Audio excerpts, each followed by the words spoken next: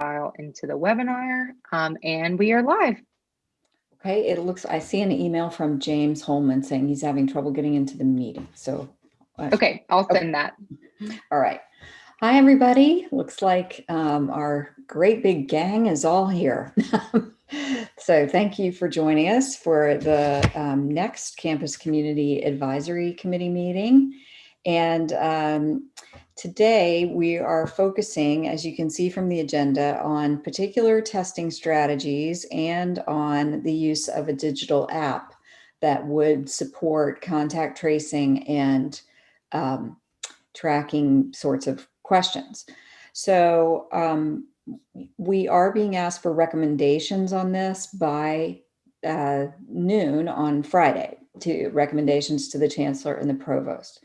So as you're listening to our presenters today and asking them questions, what we're going to be making recommendations on is the acceptability of these strategies. Which strategy do we think is most acceptable to the various people that we represent from this committee? What will give those constituencies the most confidence if we were to be doing more in-person teaching and if students were to be returning to residential living on campus? So those, we don't have to figure out the feasibility. We don't have to figure out the costs. We don't have to figure out any of that sort of stuff. That's not our problem, and certainly is way beyond my scope for sure. So we are talking about what do we think would really work the best for students, faculty, staff, and community. What would give people the most confidence? And then likewise with the app, which app is the most, gives us the most confidence and also is the most acceptable? And we've asked Professor Ann Kleinfelter from the School of Law, who is a privacy expert in these sorts of cyber things, to join us to talk about kind of the privacy concerns, the pros and cons there, so that we can think about our recommendations in that frame. Does that make sense to everybody? And because we're a little more planful this time than last, what we're going to do is after the meeting, I will draft something up that will go to the co-chairs for their review, some edits there. But then we're basically going to do the same thing as we did last time. In thinking about it, it's just, I think, an unwieldy proposition to have some sort of Google Doc and have 25 people editing it and trying to get it back on time. So we'll send you something that we hope is close to a finished product, and ask for people to give us specific feedback and to tell us where they'd like things to be different. Is there any other sort of housekeeping or process issues that we need to talk about before we proceed? Joy? Yeah, so for the discussion today, can we do a raise your hand or something? Because I think toward the end of the last meeting, we had lots of people talking over each other. Or did you have a plan for how you want to do that this time? Yeah, I think that's a great idea. We can use the participants piece to do raising hands, and we're going to be also using that if we need to take some kind of a straw poll or something like that. We'll use that same feature. We looked at other polling possibilities, but those don't work so well. So with the current format, so we'll use just raising blue hands. People can also put questions in the Q&A. So that's the other option for getting questions on the table. Thank you. Seth? We raise our, I don't know how to raise the blue hand. I know how to raise my regular hand, but do we have a sense of the kind of the arc of the rest of this committee? Because I think my understanding is that the big decisions are going to be made in 3 or 4 weeks. Is that right? And if so, I'm just wondering sort of what the arc of the rest of this looks like. It's not going to be that long until I think the big decisions are made. So I think each of the topics we've been focusing on has been right on and really important. Mm-hmm. But I wonder if we have any sense of, the sort of end game of how many more meetings we have and when we have to have sort of the biggest recommendations, if we're going to have those, in terms of chiming in on whether we should, sort of reopen and things like that.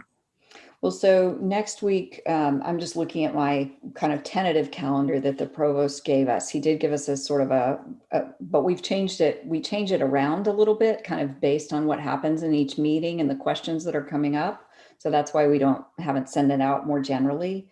But next week is the big discussion of housing density. And I think that's sort of a key question. One thing that we might get some information on today, but I don't think it's really the focus of the meeting, but just in case, it kind of speaks to your question. One thing we're waiting for is a survey has been sent out to students from the housing folks to see who's actually interested in coming back. Because it's one thing to say we would like to bring a certain number of students back or we wouldn't, but we don't even know whether they want to come. So I think next week, if that's one of the big areas that you're thinking about, that's on the agenda for next week. I think our meetings, Chris, maybe you can confirm, are scheduled through November. So up till November the 17th or 16th, if I remember the date correctly. Yes, ma'am, that's correct. To Seth's point, one of the things that, as we met with the co-chairs, we planned out through the end of October, just because some of those decisions, Seth, to your point, were coming to a critical time. And that's the reason today's testing is listening to you all. It's very obvious that the testing, tracing conversation, and next week, the housing really plays into the overarching, is if the hope is to bring students back, is that possible? Okay. Let's see. Ryan, did you have a question? I see your hand up. Yes, and I guess for Seth's benefit and others, if you click on participants at the bottom of your screen, then there'll be a box on your right, and you should see the little raise hand option there at the bottom. So hopefully that helps everyone. But my original question was just, and I don't mean to belabor it since we have a full agenda, but are we planning to reflect at all on decisions as they're made? And we saw the announcement that came out last week regarding the spring calendar. So it seems that our recommendation in terms of the start date was in alignment with what was announced, but it seems the decision was made on spring break, even though we didn't really fully come to a consensus on that. So I don't know if there's plans to discuss that announcement at all, or if we're just going to kind of move along with the next items on the agenda. I mean, I guess my response would be that, we were asked to give recommendations. We did not come to consensus on a spring break recommendation, and we put that in our recommendation that we were not at consensus. So I don't necessarily feel like that's something that we need to do as a committee. I think my preference, and I let Reeves and Shana chime in, would be to keep moving so that we make sure that we are able to make clear recommendations on these other questions rather than spending too much time in reflection, which is a very unusual thing for me to say. I'm all about reflection usually, but I'm afraid we'll waste our opportunity if we do that. Do other people have other opinions? I agree with that, Mimi, but I think it'd be great for us at least to be included in updates, I guess, as the decisions are made for establishing days throughout the semester that will be allocated as break days, whether that be, a conglomerate of a couple of days or like 3 days in the week for the spring semester, or just like multiple 3-day weekends kind of thing. I think obviously we have other bigger decisions to be made, but that's still has a pretty big impact on the Carolina community and students alike. So I appreciate just consistent communication on that end. Okay, so maybe we can put that on another agenda to revisit. So, okay, there's no spring break in the traditional sense, but the sprinkle versus the more consolidated breaks, maybe we do want to have some more conversation and make a secondary recommendation on that. Is that? And that might be dependent on if the RIT or other, advisory or operational groups are making decisions on that in coming weeks, or if we should align further conversations with that, dependent on what other groups are deciding, if that makes sense. But no, I agree with the original point, Mimi. Okay.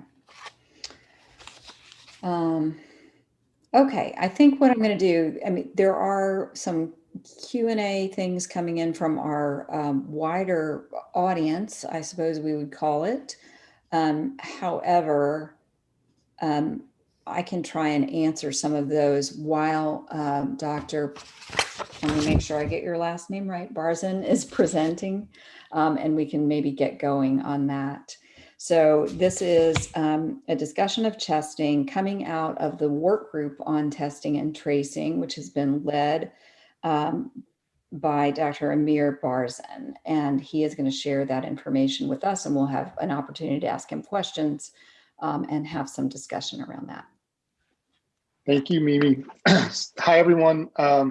As Mimi had mentioned, my name is Amir Barzan. By way of background, I'm a family medicine physician here at UNC, and I work at the UNC Family Medicine Center as an assistant professor. I'm the director for the clinic, our urgent care, and then one of our hospital units called the observation unit that we share with internal medicine.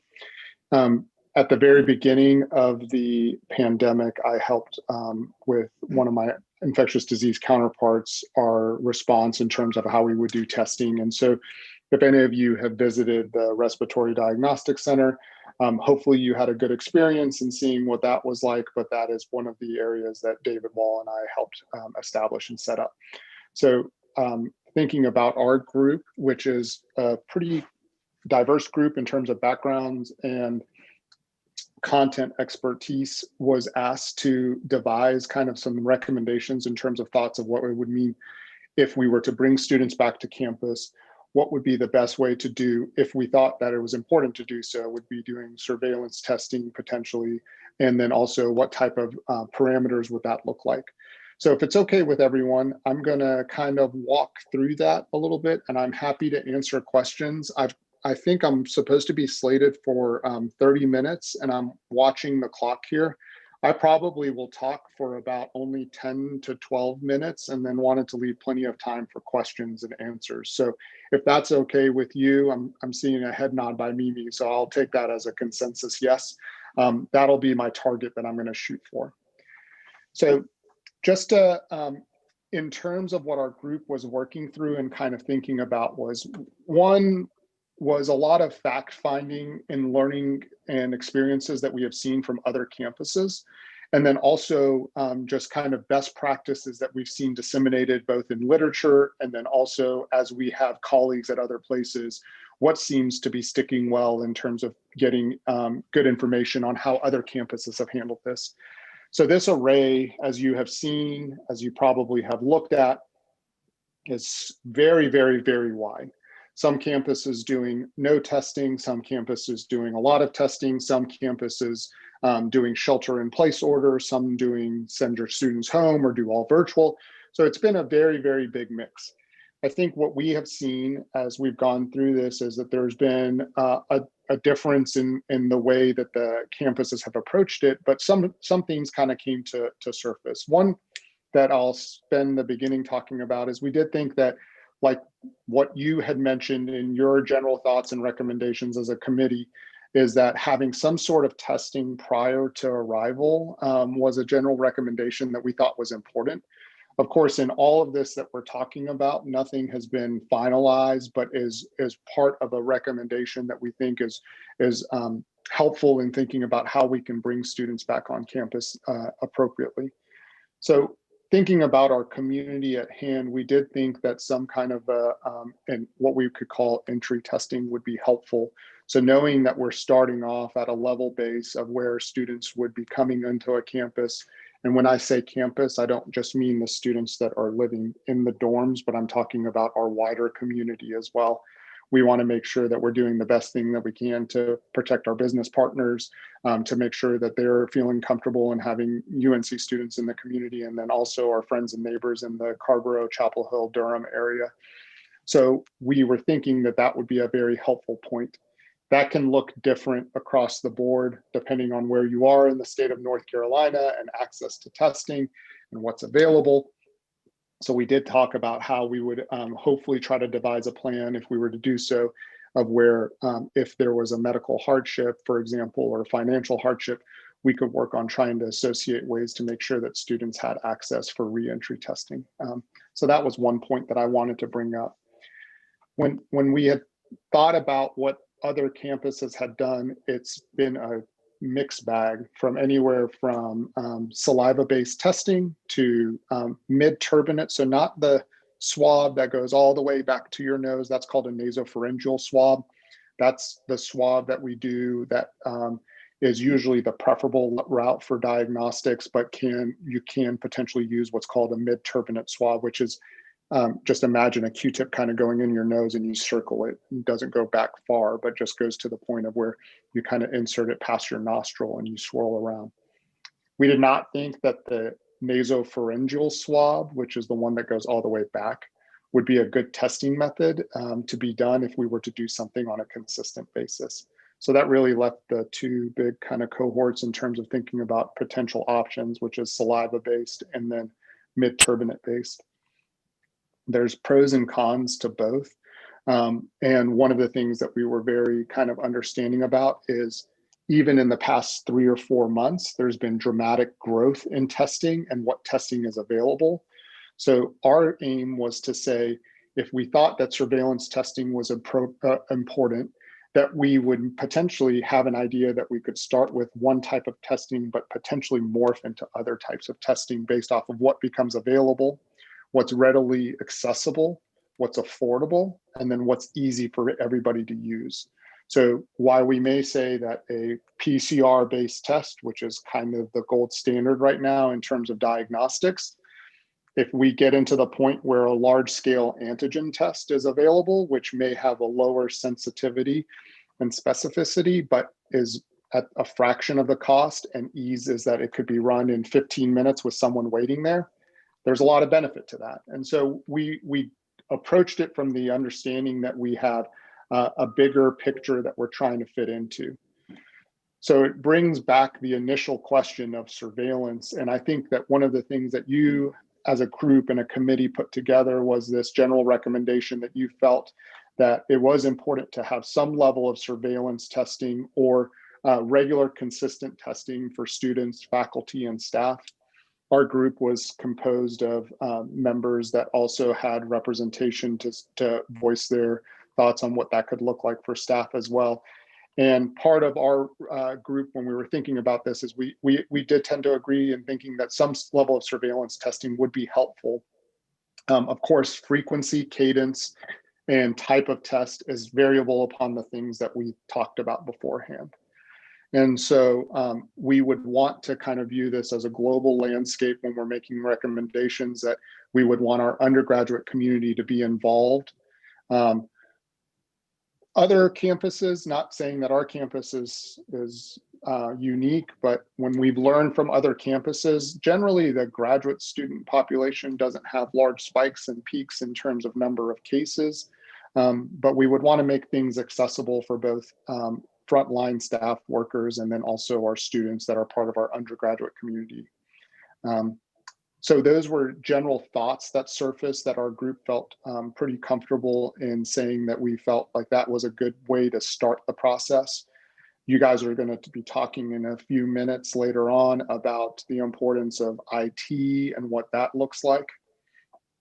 We very much agree in that knowledge in saying we want it to have, if we're doing a larger scale testing, we want the option to be available to have testing sites that are there, that are easy for students to use, and access to those to not be an issue for someone to not get tested. And then also has to seamlessly integrate into some kind of an application, whether it's web-based, phone-based, whatever it may be, so that it makes it easy for everyone to know when they're supposed to be where and how that helps. There are some pretty unique and interesting things that other people are doing. For example, University of Illinois has actually gotten large scale buy-in from the Urbana community, that if you have this little thing that you can show on your phone that's like a green smiley face if you're in compliance, and if you're not in compliance, they have gotten their community to say, sorry, that's your ticket for being a community member to get into this bar at night. And if you don't have that, then you're not coming into our place of service, because this is your obligation to keep our community safe. So there are some things that are going on around the community that have been doing that from other people that we've learned from. Just to give you an example of how much the web-based applications can kind of span different entities and other places. And I think one of the other key points that we talked about that I think is really important in terms of thinking about what this could look like as we bring students back is, how do we do this safely? We don't think that it's very fair, and we don't want to have large groups congregating to get this done. So how do we efficiently get a certain number of tests done on a daily basis, and what does that look like? These are all things that we think are very important in mapping out a process that hopefully gets us to the end game, which is keeping the community safe, keeping our students safe. And then I think largely starting with a safe kind of, quote unquote, everyone has been using the term bubble, but starting with a safer bubble and knowing that our students have been tested and that they've had some kind of a screening, and then we continue to do that for them. Another key principle that I think is very helpful is we largely believe that campus health should be in the game of being a campus health clinic, and that they should provide care for patients that are symptomatic, and then also the other care that comes from being a college student on a campus. So we are trying to look at the best ways to make sure that we're keeping that body of work really focused on being able to provide a broad spectrum of work for the students, and not to have to divert those resources to help out in the testing protocols if those were made. So just in the past few minutes, just gave you a quick overview. I know that was a lot of information kind of fast, but wanted to give you the big picture on the things that we've discussed. And I'm happy to take any questions and help explain anything anymore. We have a couple of hands raised so far. We have Great. Richard, and then Joy, and then Rich. And I don't, we are using the raise hand function if you can, because it's hard to look at that and look at, the people waving at me. So, And all right, also, Richard, go ahead. thank you, Mimi, and also I will lower my hand. Excellent. The first question that I have, or the only question that I have, it stems from a follow-up conversation that I've had with a few of the panelists following last week's meeting. And that conversation kind of centered around, what is the definition of robust? Because when I heard you speaking, you said, we get some sort of testing or surveillance up and running. But what I have heard as the general feeling of this panel or this committee is not some sort of testing or surveillance, but robust testing and surveillance. And robust is just a word. So I wanted you to explain to us as a committee and for the audience what robust testing looks like. Yeah, so I think that part of that has to do with kind of what I mentioned at the beginning, is what are the modalities that are available? So January 19th can hold a totally different vote than what we have right now. If testing capacity is available and having one time a week testing per person as the access point, that is the easiest to do and the most compliant, while we do other things potentially to kind of see if there's peaks in cases that arise, whether that's sampling water, et cetera, we would keep all options on the table. I think ideally, when you look at surveillance testing, there's at least a perspective that this has to be done, if you're looking at it from a large community standpoint in the literature, anywhere between 1 to 3 times a week, depending on what is out there. And that can flux and can go up and go down.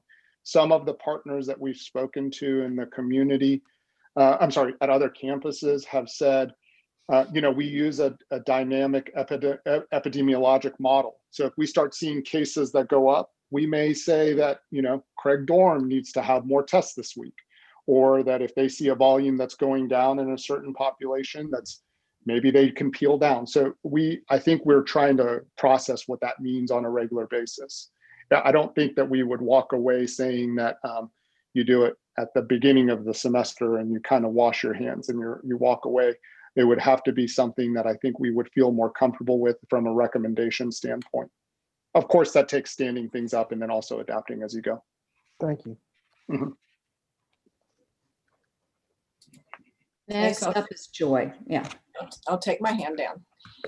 So I had a couple of things. You addressed one of them, which was I was concerned about campus health and their capacity. So I'm glad to hear that you're moving testing as a separate entity. So I think that's good to hear. So what would be the reporting line? So when we do the testing, where will the results of the testing go? Who will see them? Is it Orange County Health? Is it our campus health? Where would that information go?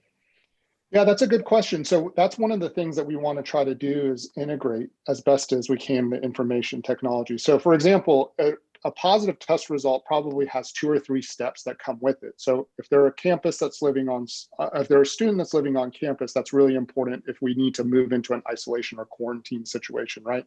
So I think that these processes, what we're trying to do is optimize it across the board. We want data entry to be equitable across the whole surface. So if a positive test gets put in at the reporting mechanism, we want that data field to be extractable for Orange County and for the state so that it isn't like 5 different people having to send 5 different messages down the line. At the end of the day, I think all of those partners are going to be involved in making sure they know, because they all have obligations depending on their entity to follow up and report to. So I saw Georgia has decided that 1 in 5 of their college students has had COVID at this point. So they're going to start doing antibody surveillance on the ones that are COVID positive. Are we looking at that as well? It's so hard. So I was lucky enough to work on one of the larger antibody studies in the area that we just put out our results. It's really hard to know what to do with a positive antibody. And the reasoning behind it is we aren't sure what the spike proteins last, if one of them is more neutralizing than the other. So what we can get in an antibody is a picture in time and saying there's some level of an antibody response. Does that prevent you from having another infection? Does that prevent you from being immune over a period of time? If you were asymptomatic, is that a 6 month into your antibody that your test is there? Or was this 1 week after you got your results? So antibodies can get really difficult. The other thing that's sometimes difficult with antibody is it's usually a blood draw, which I'm not sure how many people would want to have a blood draw done on a regular and consistent basis. So we want to try to make it as easy as possible.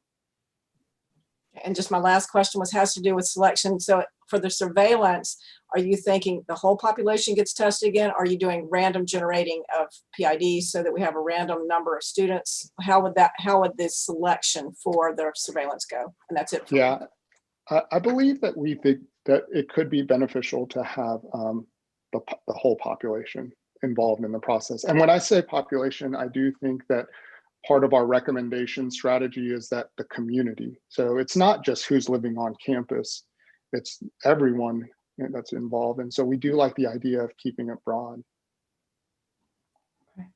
Richard, I think you're next. Thank you very much. This information is really helpful, and I think we all really appreciate it. I guess the thing which I found really interesting is what you were saying about what Urbana does with their community. There's so many variables involved with trying to contain the spread of this virus. What have you learned about how Urbana managed to get their full community, which could include businesses, could include even the fraternities if they're separate of the university itself? What sort of things do you know about how that was achieved and what we could do here to do something similar? I think they used a group much like y'all to kind of bring together university and community thought leaders. And I think part of the operation on this is thinking, so for example, if I'm a small business on Franklin Street and I have a positive case, that makes me feel a little bit uncomfortable with my employees to potentially consider, do I stay open? Do I not? Do I shut down for 14 days? Do I not? So I think what Urbana was mentioning is that they have their community engaged to where it's trying to keep everybody safe. And they got buy-in. Now, the logistics of how they got that buy-in, we didn't dive too deeply into that, but they basically got buy-in from their community and saying, look, we think that having this whole perspective doesn't exist just in the walls of a campus community, this bleeds out into the restaurants, into the bars, into the city. And if we're going to do this right, that's the way to approach it. And so it was an interesting thought. It was something that I think was really helpful for us to hear. Tom? Thank you. I'll begin by echoing Rich's comments and thanking you for this very helpful presentation. My question has to do with sort of timing and deadlines. You've made it very clear, and it's very helpful to learn that not only do we have a number of different options to consider when it comes to the testing regime, but it's very likely that we're going to learn more about each of those, and also new tests may come online, so it's a very dynamic situation. And I think it's very helpful for you to emphasize that. But at some point, we have to decide, what is the plan? And so I'd love to get a sense of, given that, that a system is going to have to be set up, and there's going to have to be, physical places around campus, and there are going to have to be just, all measure of logistics for this, sort of how much lead time do we need and to set all of that up? And therefore, how quickly do we just need to make a call and do it?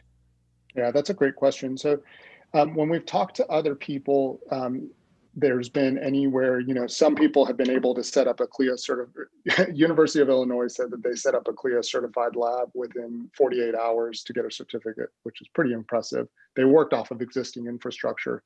Some people 60 days, et cetera. So it depends on that part. But I think one of the things that we're learning about timing is I think that we have a sense to kind of approach what we know, and you have to start with that, and then you kind of build off of that, and then you adapt if something faster comes along the way. So I do think that there's a pilot going on right now on campus with students doing saliva-based testing on a volunteer basis, using the student union as a kind of a congregation point where they could come and get this test. That has been pretty well received from students, and they've actually felt pretty good about it. So while we're trying to figure out the timing, I think part of timing is also thinking about what is the overhead that's necessary. And so I do think that all these things have to kind of work simultaneously together. But we are trying these other pilots that are out there, saliva-based testing in students, what we're doing with our own staff in terms of surveillance testing and a clinical trial that we have there. So I do hope that when we make decisions, like you mentioned, it's going to be faster on the side of making decisions, but a definite timeline is sometimes difficult because we may switch a modality that takes a footprint of a lab from 2,000 square feet to a workbench. And so that's where it gets a little bit tricky. So just to follow up, it sounds like, given the dynamism of the situation, the answer to my question is that there is no clear drop dead date by which time the decision has to be made. Yeah, I would have to take that question back. That's a good question that I really, I wouldn't have a good answer for. And I apologize on that in terms of a drop date for a decision. Well, I think other disciplines probably talk about it, but anyway, about backwards planning. And so that's what I'm thinking about. Anyway, we get the point. Yeah. Thanks a lot. That's very helpful. No worries. Maybe I can help answer a little bit of that. I think to Tom's question, that's one of the reasons that we're having this conversation today, because talking with the provost, in order to do what Amir and Audrey have talked about with testing, we do need to start planning sooner rather than later. So that's the reason these conversations are happening today. Let's see. I think Ethan is next, and then Elizabeth. Can you talk a little bit more about testing location plans? I've heard concerns from students that are living in the Carrboro and Durham areas that they may be unable to access campus testing locations due to transportation issues or work schedules. So it really becomes an equity issue if only testing will be available on campus. So has there been any discussion about external testing locations that students can access, or are testing reports from external testing locations, for example, like a CVS or a Walgreens, will those be accepted by the university? Yeah, that's a great question. And so I do think that we have learned that, like for Urbana, for example, has about 30 locations that they've got scattered in their community, and that's not on campus only. So that's campus associated otherwise and spread out. So there is some thought that could be very helpful. And I agree with you. One of the things that we thought is it's really hard for a student who potentially lives in Carborough, for example, if there isn't an ease of doing it, it would make the process more difficult. And so we do want to try to kind of figure out, once we get the right method down, once we get the right situation of how frequently we're doing it, that's definitely one of the things to consider is where do we put potential spots for testing, et cetera, so that it makes it easy for everyone to do it. We're by no means just isolating to the campus in the thought on this. Great, thank you. Mm-hmm. Next up is Elizabeth. Thanks for your presentation. I was wondering if you could talk a little bit about the minimum level of testing we would need to do for the results to be valuable as a surveillance tool, either in terms of frequency or percentage of the total population that would be coming to campus.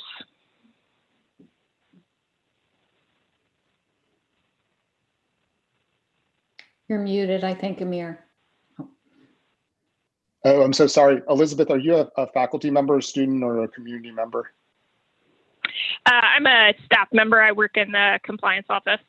Excellent. Yeah, it's a really good question. We've had this question come up multiple times, and it's really, really hard to know, because I think the question becomes, what is success, right? So you look on paper at, I've used University of Illinois as an example. You look on paper and they have a very large scale testing apparatus that they're using.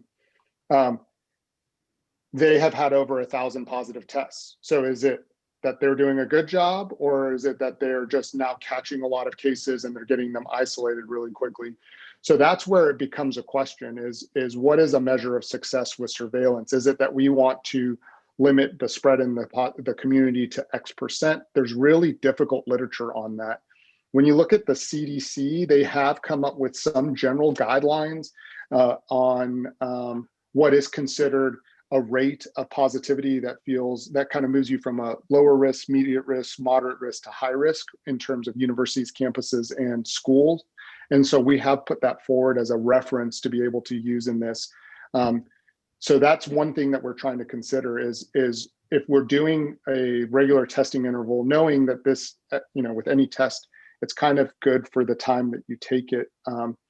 How often do we have to do that? That's what we're working on trying to model out. It could be as low as once a week, I think, and potentially even higher than that. And maybe if it gets really low in surveillance and there's really good treatment options in the spring, maybe it becomes even less than that. That's where the dynamic piece of this is very difficult, because sometimes with SARS type viruses like MERS and SARS, original SARS, not SARS-CoV-2, they tended to get less infective as they got forward, and they tended to get less severe as they went forward in time. So that's a question where I think that the virus is going to help us kind of understand more. Amy, can I just add to, I think what Amir said was great. I think the data we talked about, or I think I presented, right, that there's just not a lot of data in this space. And the two models that are out there both present situations where testing happens twice a week. And like the folks at Urbana said, when they, in their model, brought it back to once a week, that it wasn't as effective. So right now, the only data is from models that say you need to do it twice a week. And I think, again, this is a space where we're going to learn as universities look at this and what they've done, as, and certainly we've heard, that both New Hampshire and University of New Hampshire, which has a big program that we spoke to, and Illinois are modeling this. So right now, everybody had to do twice a week, like graduate students and faculty, and they scaled back graduate students and faculty to once a week because they saw there weren't a lot of infections in those populations. So only undergrads were kept at twice a week. And then some undergrads are being asked to do it 3 times a week where they've seen higher levels of infection. Like if you see an apartment complex somewhere, then they've asked those students to do it more. So they're kind of using the data to say less testing, more testing based on what they see as risk factors. So Let's see. Aaron has put something in the chat asking to hear more about a return to campus testing that students would do in their home communities before they return. Yeah, so other places have done just basically like I mentioned, the two main modalities are either a PCR-based test or an antigen-based test. Largely now, so I don't know if any of you have seen this come across in your families or communities, but even places like, let's say, for example, you want to take a flight to Maine, they require a proof of a negative COVID test before entering the state within 48 hours of having a test. That's kind of the same time frame that we would think about, is 48 to 72 hours, having some proof that you had a negative test performed, and then you would bring that into the campus. You would kind of upload that into potentially the Connect Carolina portal or some portal that students could use, give enough time to process that. University of New Hampshire went, I think, up to 8 days before, just based off of their geographic spread and what was available in the state of New Hampshire. They kind of opened up their testing prior to arrival. So it would be some kind of a test prior to coming to the campus. Okay, Aaron, did you want to follow up? You have your hand raised.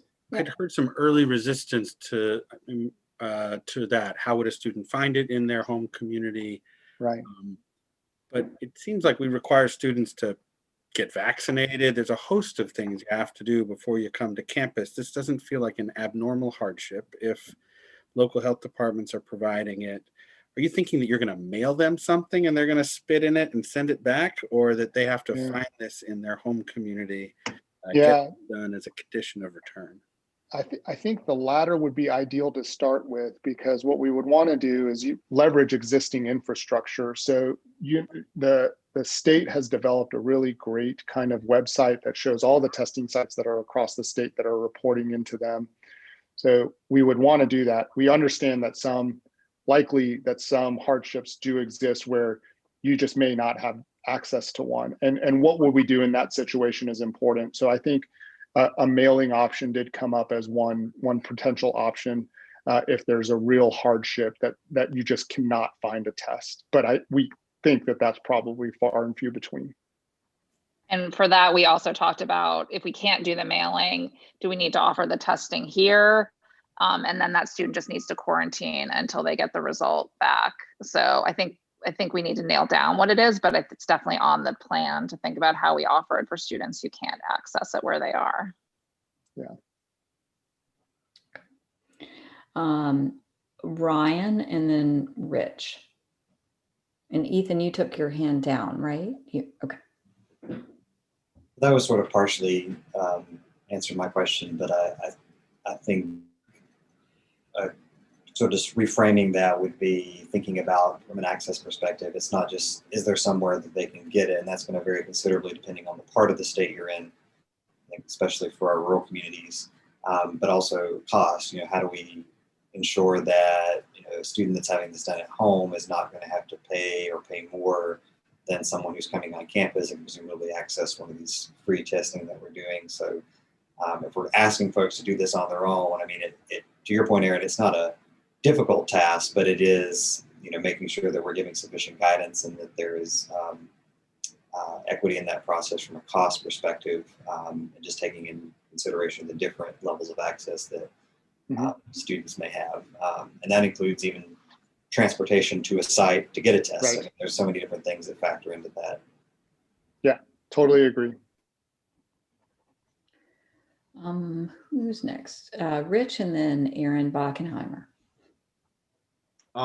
So I wanted to ask about what the protocols are going to be when somebody does test positive, and what are your recommendations going to be, and contact tracing, like if somebody, how are we going to monitor that, and what's sort of the what recommendations going to be from your team? Yeah, that's a great question. So we're working really closely with both the county health department and student health. And so we're trying to develop a path of, yes, of course, so all the elements have to be performed. There has to be contact tracing. There has to be discussion of isolation. There has to be quarantining of close contacts. All those things need to occur. Who is doing it based off of, is it the campus health situation that they're doing the tracing for the students on campus versus the county doing it for students off campus, or is initial contacting of the positives done by campus health, and then the rest of it in terms of tracing, guidance, continued monitoring managed by the county? All those things are still trying to be teased out, but all of the components that you mentioned are absolutely vital in this, and they have to be done. And so that's what I think we've done a really good job of, is actually bringing everyone back to the table to say, okay, now we've learned through X amount of months of doing this, what feels right, where can we gain the efficiencies, where are we losing efficiencies, and where are we not talking well to each other? And that's part of integrating the IT and making sure that that happens. But between campus health and Orange County Health Department, or the county health departments, that's where we're going to come together to do this. Who's going to do what is part of the recommendation that we still need to figure out. Hey, Mimi, I wanted to bring up, oh, I'm sorry. I wanted to bring up a question from the chat. Okay. Before you do that, Reeves, can I just, I think one thing that we can do is, because we've talked about this before, like we're not going to be able to answer everything every day, so I think we can make some recommendations and then also ask that as a specific plan evolves that incorporates all these different pieces, that it be brought back to us again, so that when it's nailed down with specificity, we could also kind of weigh in on that more specific plan. Does that make sense to people? Does that, so that this isn't like we're recommending something and then the whole situation changes in a month and it feels, very different, and we would have liked to have had some input, but we've already given up that opportunity. I don't think we have to do that. I think we have to sort of, right, today our recommendations may end up being sort of high level, but then we'll come back to a more specific recommendation from the testing and tracing group at a later date. If that sounds like a decent plan. Yes, no? Pretty good?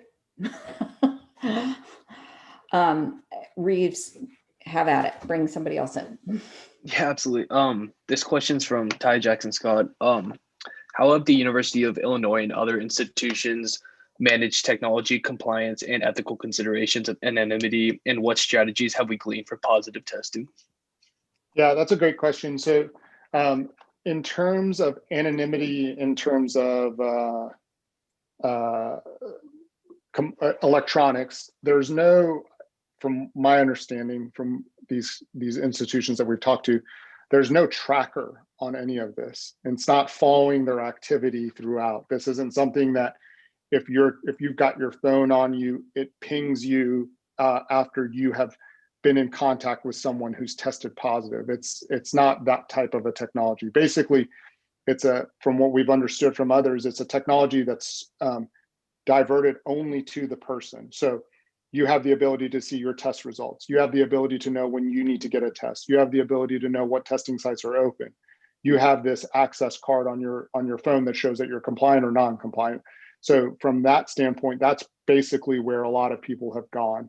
It's not that they're using that information to follow students around campus. And I think that, quite honestly, one, it's a very difficult IT bill to even think about doing something like that, but not one that we would even feel comfortable recommending. We want just people to have access to knowing what their results are. So that's one of the recommendations that we would make. And the second part of your question was what? It's really kind of dealing with the ethical pieces, and I guess you've kind of talked to it, but it's the endpoints for communications. And I know we have someone legally here, and we've got Elizabeth here, and there's HIPAA, right? So making sure that there's that piece to isolation and everyone being informed, even or not being informed, and that person being protected. That's where, I'm a little bit concerned when we talk about acceptability of a testing strategy. Yeah, absolutely. Yeah. So I think we would try to keep it as a closed circuit communication as best as possible. And so I think of it almost mainly like what we use right now in existing Connecting Carolina infrastructure, or how students enroll in classes, how that's a closed portal to where it's only compliant for that one person. We would want to leverage that existing structure to kind of mimic. So I think that that's exactly what we would want to shoot for. We definitely wouldn't want, you don't get it. This isn't like you made the play for the school where they put your names on there. We wouldn't want that. That's not a fair way to do it, and it's definitely not an ethical way of doing this at all. And so we want to do the best that we can to educate that person that's positive, but only that person that's positive. Okay.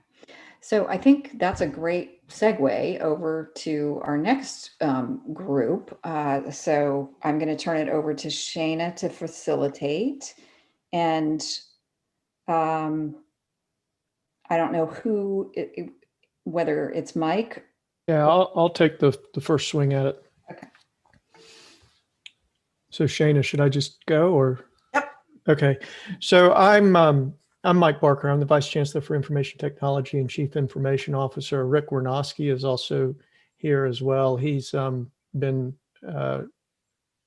very much engaged on the loading and unloading and the logistics of the classrooms and whatnot, and that may become something that's important to talk about. So what I'd like to do is just run through the sort of categories of apps, give a couple examples, and then reinforce a few things that Amir has said and sort of orient you to where at least the realm of practical possibility seems to be. So as I sort of categorize it, there are three distinct functional areas of apps. There are symptom checkers. There are apps that support the life cycle of testing and notification of results.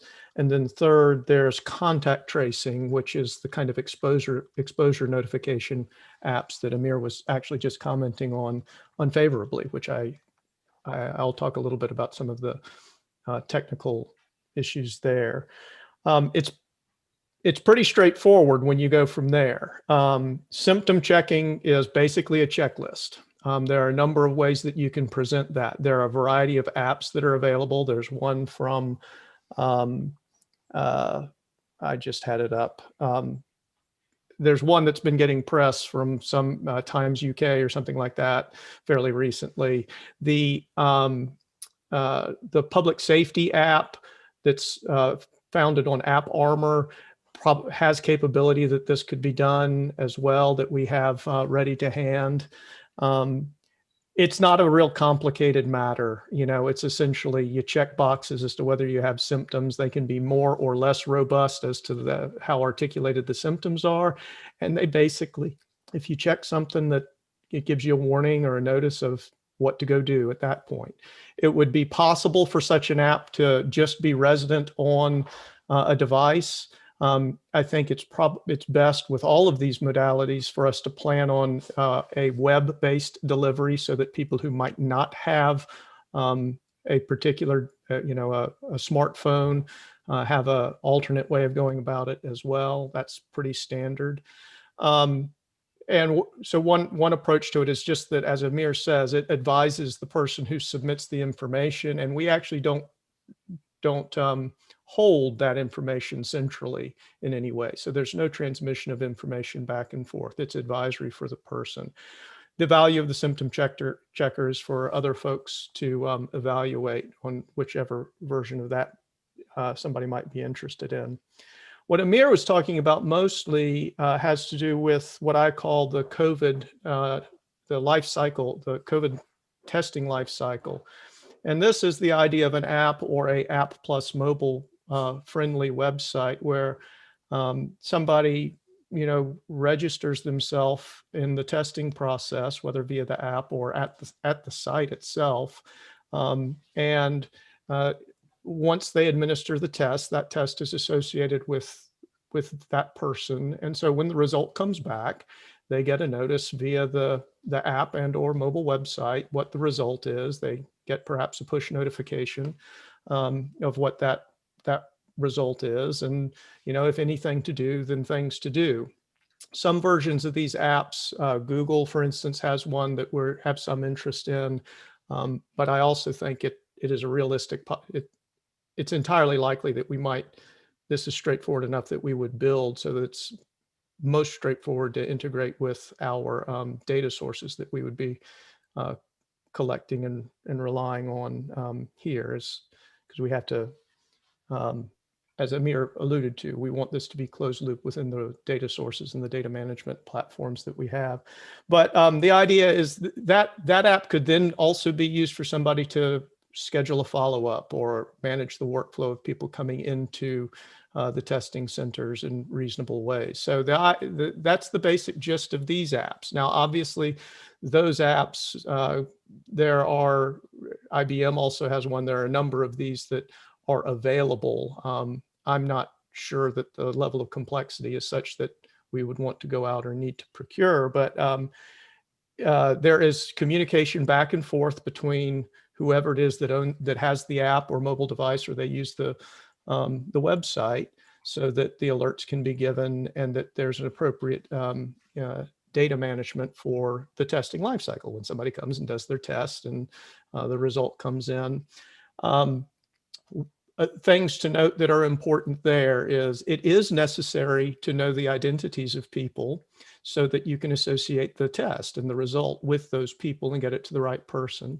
It also is important that as we contemplate external testing providers and whatnot, the frequency of the updates with testing providers will dictate some of the frequency at which we might be able to do updates, and the interfaces that they might have to do that. So there are practical considerations that eventually come to bear as the testing solution narrows.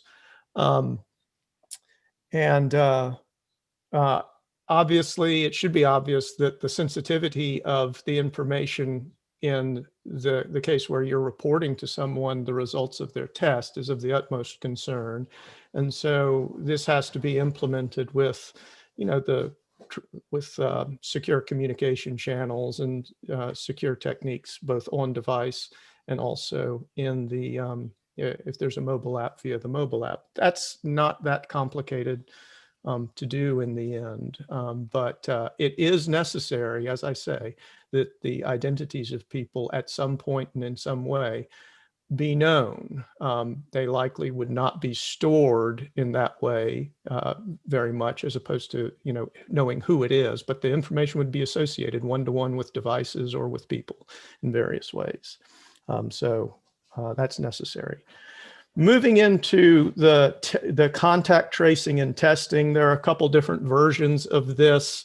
The version that is most dominant that we've heard a lot about it uses Bluetooth, where a person's Bluetooth radio is on, and that Bluetooth radio is one-to-one with a device which is associated with an individual. And essentially the way that works is there's a code for each device, and as a device is near another device, they collect each other's codes and they report those back. And if somebody self-reports that they have had a positive test, then anybody's device that is associated with the device of that person gets a notification. You may have been exposed. That's the way, for instance, the Slow COVID NC app works. The state has put forth. The communication path there is directly with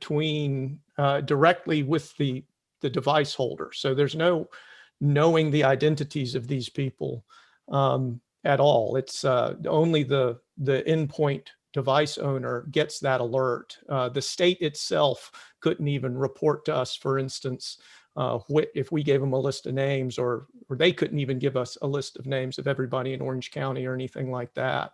So that's a personal use app only. The Bluetooth devices, they rely upon the Bluetooth radio being on. Some people turn those off, and they rely upon the strength of the signal to judge the distance. one does have to worry. It is appropriate to worry about the stability and reliability of some of those data if you have a testing process that has sanctions applied to it in various ways. If you're relying upon that part, I mean, you can imagine somebody who disappears from the quote contact tracing data for a couple days, and what happened is they dropped their phone into the sink while they were cooking something and they fried the thing, you know, that sort of thing. So you need to be mindful of gaps in the quality of those data. I won't talk very much about the last two versions. I'll just, so you're aware of them and then dismiss them. But, you know, the Google app that we're considering, IBM app, various apps use the Bluetooth technology. Another approach to that is to use GPS. That's a little less reliable, I believe. Then the third approach, which it's frankly not really worth mentioning, is to do things of a geofencing type thing. And only, as I said before, only Russia I'm aware of having done that. I couldn't, I don't think that's, I just mention it because it exists, not because it deserves much credence, I don't think. In Sweden, for instance, Illinois, you know, various different places, one of the things that second category of apps do, I'm sorry to jump around a little bit, and I mentioned this because Amir did, the app functions that support the testing life cycle, like with the green smiley face, this person is clear. Some places try to implement that with QR codes so that it's not just the presentation of a smiley face, but you present a QR code and it gets scanned. And so then there's some value rather than just a screenshot. So the logistics get more complicated as you get into those kinds of verifications. But that technology, it is possible to do that sort of thing. That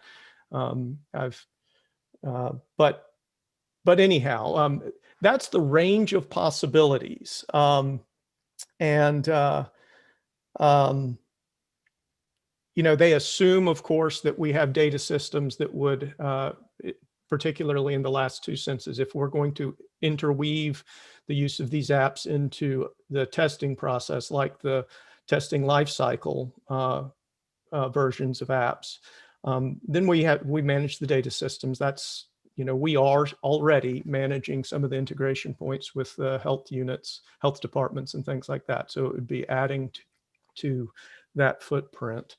To summarize then, there are technologies available across this space: symptom checkers, testing lifecycle management, and then also the contact tracing.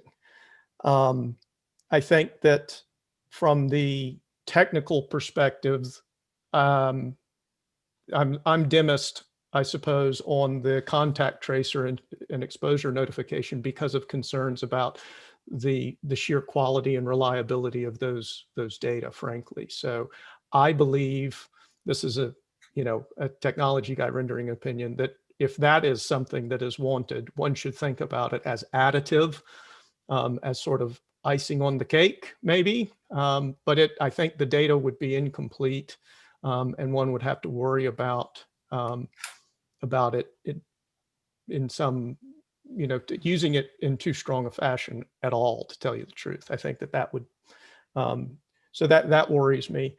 I think it's most important to choose what functions we want. There are a number of technical ways to implement this, probably fairly straightforward. The thing that worries me most about it really isn't the sheer technical bits and pieces, it's the logistics associated with it, right? The logistics of, if the desire is to have things like somebody presents the smiley face or a QR code, that involves people being in places and getting the message to adhere to that and to enforce it in various ways. In that regard, I'll make two final comments and then I'll be quiet for a bit, try to answer questions. the topic has come up as to whether we could like close buildings or close doors if somebody does not have, if somebody comes up with a negative test or a positive test, I should say, or if they do not fulfill their testing obligation. They miss it twice in a row. I don't know what the scheme might be. We do not, the university does not have a uniform. Card swipes are not on every building. They're not even on every of the classroom buildings. And the card swipe system, it's a commercial system that we've purchased, doesn't have a programming interface. So from a practical matter, we can't technically, in an effective way, somebody fails at just technologically implement a systematic closed buildings in some way. Then the other thing that's brought up at some point has been to like disable onions and things like that. That's fraught in a number of different ways. It impacts the ability of people to carry out their business that they would need in order to be in good standing. And we would also impact our ability to communicate with folks. Finally, the way that usernames are used across campus from our various systems, both centralized and decentralized, and the way that people are authorized in those systems, it would be very uneven what the enforcement would be. It would be catch as catch can. Some of the systems that we rely on, like Zoom, we could not, those technologies don't give us the tools that we would need in order to enforce some kind of technology regime in some way there. So there's my quick summary, I hope. Great, thank you. We've got several questions from folks. So let's start with Richard, then Joy, then Lamar, and then Kim. And then there are questions in the Q&A after that. Yeah, thank you, Shana. The thing that I'd like to point out in listening to what we can and we can't do, one of the things that we can't do while we're having the conversation is forget that we're operating in the context nationally of an uncontrolled epidemic that is killing people every single day. So that is one of the things that when I go out and talk to community members, members of the UNC community, that is one of the things that they've been expressing while listening to these calls, is that there seems to be a disconnect between the crisis that we're experiencing and the way that we're discussing possible avenues. And in saying that, I would like to say that I'm in favor of developing technological capabilities that incorporate strengths of all three categories. I am a fan of context tracing while at the same time protecting people and making sure that it's additive. But I didn't want the conversation to go on without, voicing my support of contact tracing, which is covered, if I heard correctly, in category 3. But also I'm in favor of what the other categories too. Category 2, as far as going into businesses and engaging with the community with the app to show them that you upheld your end of the bargain, is something that I'm in favor of. So if we could combine strengths of all three categories in our technological approach, that would be something that I'm in favor of and something that I've heard from a lot of members of the community. And thank you very much, Michael, for your report and all your hard work. Thank you. Thank you, Richard. Joy? Sure. So I have a question. Do we have an idea of what percentage of our students have access to a smartphone? And what we do with the students who do not have access? I don't know off the top, I don't know what a number would be on that. I would need to get back to you just what the figure would be. I wish I knew. Let me just say, I did mention we would have to assume that we would communicate, make available a different means, mobile, like a website, but also in addition to push notifications, I think we would have to stipulate that we would also send email communications so that it wasn't just a single path. I don't know the number of students that we believe have cell phones. I have to see if I can find out what the answer to that is and get back to you. I just think if we're talking about a lot of these apps and that would be, we're talking about convenience and that they would do it and et cetera, then we kind of need to have an idea of what kind of technology is available to them and whether or not there'll be resources for those students who don't. Yeah, I would be making a guess. I'm sure the number is high, but I don't know what the number is. Lamar? Yep. I want to go back to something I said when Chief Perry was here. I'm not sure if the usage of this technological interface will be required or not. However, I do share the same concern that many of my peers will not engage in using this app. Based on conversations with them, based on being a student myself, I know that many of my peers are reluctant to use any type of anything with the word tracing involved, anything with data collection involved. They are reluctant, and rightfully so, especially for marginalized communities. I don't think I have to give a history lesson about why Black people especially are more reluctant when it comes to data tracking and comes to contact tracing. And so my concern is in the process of developing these interfaces and these technological programs, are we considering the awareness piece about what ways can we get students involved in wanting to do this? Because I'm concerned that if we're not talking about making it required, then we'll be wasting a lot of our time and effort if not many of our students are willing to engage us with this app. Well, if I may, I think it is a absolutely crucial question, whether it's required or not. I mean, the testing regime would presumably be required. And if that's so, then I think there's the related question of whether the life cycle management technology by which to carry out the testing regime would be required by some form or another form. And I don't think that that's my question to answer right now, or my question to answer at all. I think that that's part of what I mean, if I correctly understand it, I think that's part of what you guys are wrestling with right now. Do I have that right? We think that's part of it, yes. Yeah. Yeah, definitely. And I think there are, other discussions coming about community standards and about what everyone would need to do in the community in order to make something work. So, certainly Yeah. these are conversations. I do want to reiterate on the contact tracing app that the contact tracing apps, those work better or worse according to the density of their use, the penetration of their use.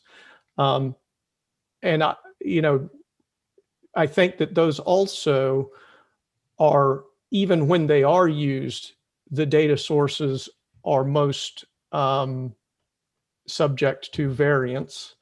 And I'm least keen on those just for those reasons, period, from a sheer technical perspective. I worry that the juice isn't worth the squeeze on those guys, to tell you the truth. Thank you. Kim? Yeah, I also wanted to speak to the question of whether this would be required. From my awareness, I think this would be maybe the first time we would ask that everybody install something on a personal device. And so that's kind of a sea change. And I know we're not supposed to speak to feasibility, but even getting folks to install in small groups certain things can be a problem. I think Lamar spoke to this. So I think that it's important we consider that very carefully. But in terms of, I understand we're supposed to speak to acceptability and confidence. We have a team that evaluates practically every important application that the university uses, our security team. And so I think we should make the strong recommendation that any apps we're considering be submitted to them, as early as possible. And then, that's how I, as a community member, would feel confidence that my information was being protected, if our information security people say that it is. So I think that should be very high on our list, and that those results should be, made clear to everyone so that people know what they're getting, and we're not relying on any other entities. It's our people saying this app is safe or this app is not. Yeah, I actually assume that that's a requirement. That's the way the way it is. It has to go through the proper risk group use, whether we develop it And these, I think, are relatively simple, or if we purchase. Let me just follow up. I got a helpful text message that based upon the two-step authentication activations we have with Office 365, we believe that the use of smartphones approaches 100%. It's extremely high. So there's that. And I think the other thing that may be useful, if we move to considering a particular app, is kind of the recognition. Like if you're talking about integrating it with Connect Carolina, that people, students, faculty, all of us, staff, the university already has a bunch of information about us, in various ways, and so it may feel like it's a separate thing, but in some ways it's an extension of what they know, whether students are vaccinated, they know what students' grades are, they know how you're registering for classes, and you're going through, it's not, I don't know whether there's a Connect Carolina app for your smartphone, but there is, you go into Connect Carolina to change your status or to add, do whatever. So there are lots of, maybe we need to be better about our communication and drawing some parallels to make this more acceptable to people. So on the Connect Carolina piece, I think that was used more as an example. These data would be segregated and treated very much on their own. It would be possible, of course, for us to connect these data with Connect Carolina if there was a decision to say, make changes in people's enrollment status based upon activities and within the land of sanctions. But given the sensitive nature, it is a standard practice to minimize the scope of where these kind of data live and who has access and whatnot. So I think that was used as an example of a closed information system more than anything. But Mimi, your point that they're of a nature that's similar to information that we do retain with very rigorous information security controls is exactly point on. It would be like that. There's a question.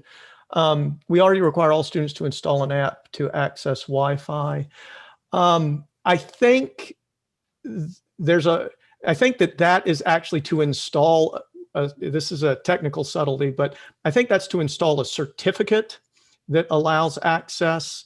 It's not actually an interactive app, so it's something that you enroll in to get this particular certificate that's associated with that device, so that you can associate over the encrypted channel to the Wi-Fi, and you don't have to do in like username and password and that kind of stuff all the time, or do two-factor authentication. So I think it's a little different technology that we're talking about there. The university, we do not require somebody to put on an app. I don't think we ever have. I don't have a means to push an app onto people's personal devices either. The kind of thing that we can do is set policy, technical policy, to access services. For instance, for you to access Office 365, you have to use a certain strength of password. You have to do multi-factor authentication. You have to have a PIN to get into the device, kind of stuff. That's what we can do. We can't forcibly push an app onto anybody's anything. So. Right. Audrey, did you have something you wanted to add? You're muted. Sorry, I lowered my hand thinking, okay, I'm unmuted. I think just to echo what Michael was saying, I mean, from the groups we've talked to, universities we've been talking to as the public health infectious disease group and the testing group, it's mainly been this tracking testing. And some of them was symptom checking, but Joy and I were having a conversation that I think in our sense from talking to clinicians and the data, there's questions about how helpful symptom tracking data really is. And it's just a lot of data to be collected and monitored. But we keep hearing from universities, and I think you all would confirm that students don't read email. people read their text messages. And so I think the reason for returning results, so using an app, was to return results. And I know at Illinois, they said that they were doing calling to return positive results, and we're just running into delays because, you know, students weren't picking up the phone. They were getting delays with getting students into quarantine, and with implementing this push with the text message, and then the student has to respond back in a certain time frame, that it's like, yeah, they're now getting people supposedly into quarantine within like half an hour, or some communication, very short time frames now, from a positive result to getting folks into quarantine. So that was their big motivation for the texting and having this kind of being able to communicate. I think the other piece from everywhere we've talked to is that there's going to be some proportion of students who don't comply. Illinois said they have more than enough students who are not complying to keep them busy with having to track them and figure out what's going on with those students. And so I think, you know, they just said there's a lot of students that they're having to go through whatever the disciplinary hearing that they're going to have if students are out of compliance. So I think we just have to recognize that that's going to be part of any system we set up, there will be students who are not going to be compliant, and what we do then. Great. Thank you. Aaron Nelson? Thank you. I was just thinking, I want to make sure we don't spend a disproportionate amount of time on small fractions. So if we're at 99% smartphone, then not spending too much time figuring out how to contact the other 1%, or if we're at 99.5. If we think we generally have student compliance, we don't spend too much time trying to figure out what to do with the non-compliers. I think we got to design a system that works for the super majority of folks, inspires their compliance, and maybe there's going to be some subgroup that deals with the conscientious objectors who decide that out of however they want to protest government overreach or whatever else to express that. But our group, I'm hoping, can recommend broad things. It feels to me a little bit of nuances. You don't require anybody to download an app, but you do require them all to have an email. I guess it's possible that they have no email client that they've ever downloaded to their computer or their phone, but my guess is that they have. To the question of enforcement, I have heard lots of other colleges using some disciplinary system, and I've heard us not wanting to send through a slow honor court or other things. I would be curious, when we talked earlier about consequences, what if you can't turn off their one card and you can't make it so they can't swipe into a building, what other, I don't know, what happens when you don't do what you're supposed to be doing? Are there? Well, I think that's, Aaron, I'm going to delay that conversation to another day. I mean, we have to have a big conversation about that. And so I think that requires different people at the table. I wonder if our guests from the law school wanted to, had any perspectives you wanted to share, Anne and Andrew? Sure. Andrew, should I go first?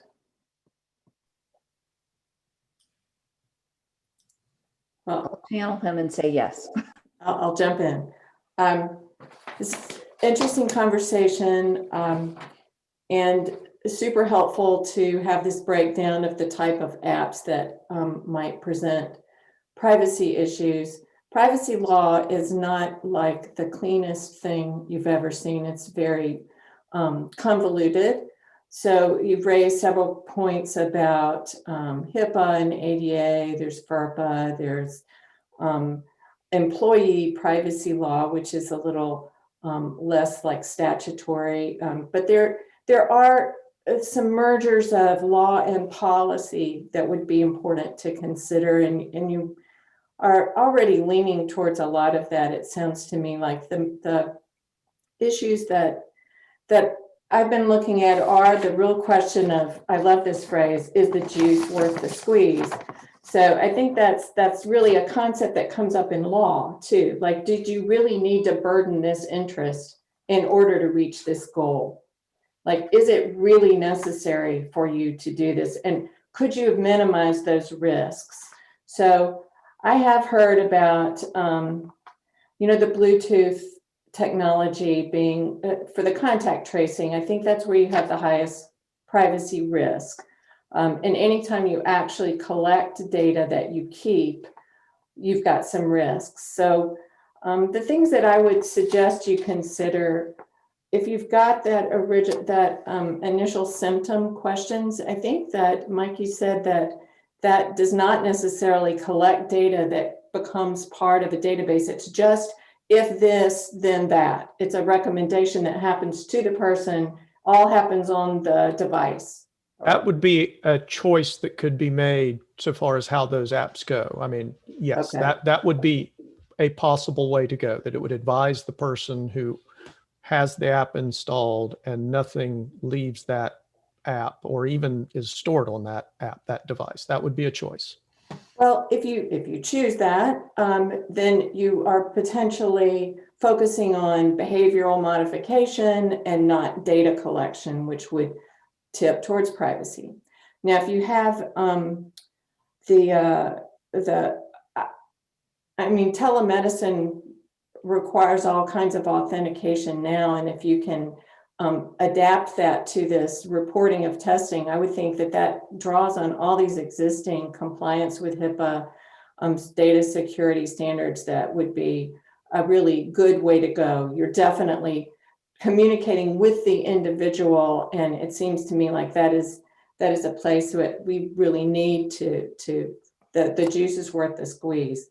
But the contact tracing, the literature about it, it's evolving, but Bluetooth is a widely criticized as a highly inaccurate way of determining whether you are transmitting to anybody. You know, if you've got glass between you, you're facing away, oops, you've been exposed. Or the Bluetooth is also considered kind of hackable. So I don't know enough about technology to say, but a lot of people don't want to leave their Bluetooth on and be discoverable all over. So the other issues that GPS is, that's a lot of information. And I would say that's a very difficult kind of privacy burden to overcome. Even the Supreme Court, which has generally been a little wimpy on the Fourth Amendment protections in recent decades, has now come around to say, location data is highly sensitive. You can tell a lot about a person.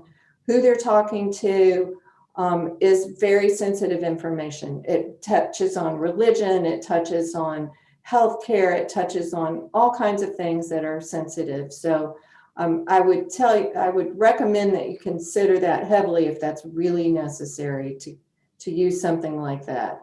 So Bluetooth, maybe not that reliable, GPS, highly sensitive. I guess geofencing, the Wi-Fi kind of option that's going on down the road seems to be very successful, but it's a homegrown system that merely tracks people on campus, and you'd have to have a lot in place. Also, you have to lock down every building. So when you think about the apps, you can't think about them all in isolation. You have to think about the whole, how does this contribute to everything else that you're doing? And so if you do collect data, I would recommend you consider who has access to that. It should be very limited and for certain purposes. If there's a secondary use, if there's some research that needs to be conducted on anything that you collect, if you decide to collect all these symptoms, tracking, that could tell you, people can be lying, just, it could be tracking behavioral responses, but you really need to be careful about anonymization, whatever, if you've got secondary uses. Data retention itself, if you cannot retain it and just say no, then you're obviously going to support privacy there. And if you retain it for a while, you need to think about when you're going to purge that. The main thing is this trade-off, is the utility, is it really worth it? And I think that as we like to say in law, the jury's still out on some of that. And then the final thing is tied in with utility is what happens when you do notify people. Like if they get too many of these notifications, this happened in some countries where they're like, yeah, whatever, again. I mean, if we're having behavioral compliance issues already, that's not going to help. It's going to be just noise. And so you will have traded away privacy for something that doesn't really produce responses. The other thing is, if you have students who are being given surveillance testing already anyway, why do you need that? So it's for other folks. Then there are traditional contact tracing options where you ask someone, hey, where have you been? Who do you think you've talked to? Who have you met? It's better than nothing, and it might be not much worse than some of these apps. In terms of integration with other data, if data is collected, I think that is a very important point about it being isolated, partitioned, because the more data, the more information profiling you can create. And then finally, I would say you would perhaps want to check with University Council about data that you collect under the concerns that we might have, because North Carolina has an extremely liberal public records law. So you want to make sure, is this an education record? You assume it is, so it's protected under FERPA. But there might be some interest in getting categories of information for the media or for anybody who might want to just say, look who's not complying. I mean, I'm not trying to just paint a scare tactic, but as you know, public records laws can be used for lots of purposes. So those are my initial responses about the types of apps. And if you have specific ones, I'm happy to be a resource in any way. And my colleague, Professor Chin, may have different ideas about this. So. Thank you. We do have a couple of questions, Ryan and then Elizabeth. Thanks, Shanna. And Professor Kleinfeld raised this towards the end. And obviously, if there's concerns about technology like Bluetooth and the privacy concerns with that, I'm wondering if there is simply a more sophisticated way that we can continue to do the self-reporting of contacts, and even rather than the person that tests positive, trying to give a long list of all the people who they've been in contact with, and then the staff of the university, whoever's running this program, having to call all these folks and say, hey, you may have been exposed. Is there a way with these apps where they could send like a standardized, they could just sort of scroll through their contacts and say, okay, who have all have I been in contact with? And they could just like push, choose those people from their contact list, and it sends them standardized text message or something to that effect, says, hey, I've tested positive, you may want to go get tested. I don't know if that's a way that puts a little more onus on the individual to do that, but maybe addresses the privacy concerns. Say, I know that you and I have been in close proximity to each other recently. I've had this positive test. And challenges there is that you're putting it on the individual to do it, but does at least eliminate the privacy concerns and when it comes to the Bluetooth technology and the automatic reporting.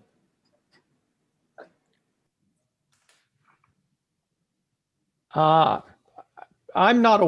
personally not aware of that idea. So I'm more than happy to raise it with folks as to the feasibility of that. I'm not aware of that particular idea. That's a clever thought. How effective it would be, and whether the effort to do that or find that kind of app is a separate question. I'd have to look into just what the feasibility is. I simply don't know. I will add that I do think it would be very helpful to provide students and all of us with just a standardized text, a narrative that can be sent. So people, you're going to be stressed. You don't want to think about that. Maybe you want to select who you send it to rather than having an app do it. Because I will tell you, if there's not a law against it, there's a lot of business involved in collecting and tracking information about you. It's largely invisible to us, but there's a lot going on. So if you do care about privacy, you might want to be doing this yourself. But I think having something that's already written for you, that's sort of standardized, you can cut and paste, you can text a bunch of people at the same time, that would simplify things, make it a lot easier. Elizabeth? Shanna, I wanted to bring, oh, I'm sorry. No, go ahead. I wanted to bring one quick question that was asked earlier in the chat from Donna, and it was, how is Duke handling this concern? And I wanted to ask a follow-up question too about other similar peer institutions, especially those like NC State, who also had to take off-ramps, and if we know what they're doing to plan for the spring semester in this.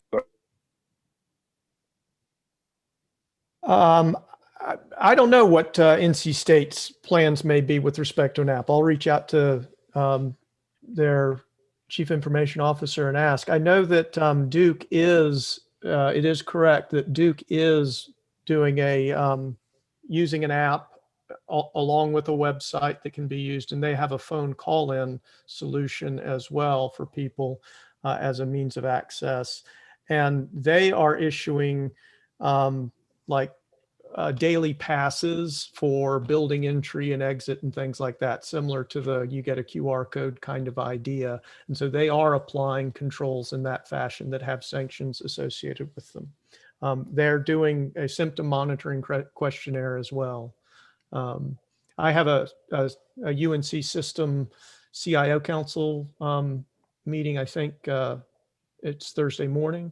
And so I expect to find out more about what the other schools might have in the hopper or in plan. So I'll be happy to circle back with anyone after that. I'd appreciate it. Mm-hmm. There are a couple more questions, hands up. Elizabeth, then Joy, and then Richard. Thanks. Anne, I heard you make reference to the value of the data, any data that is collected to researchers, and I think that Audrey made reference to that in the chat as well.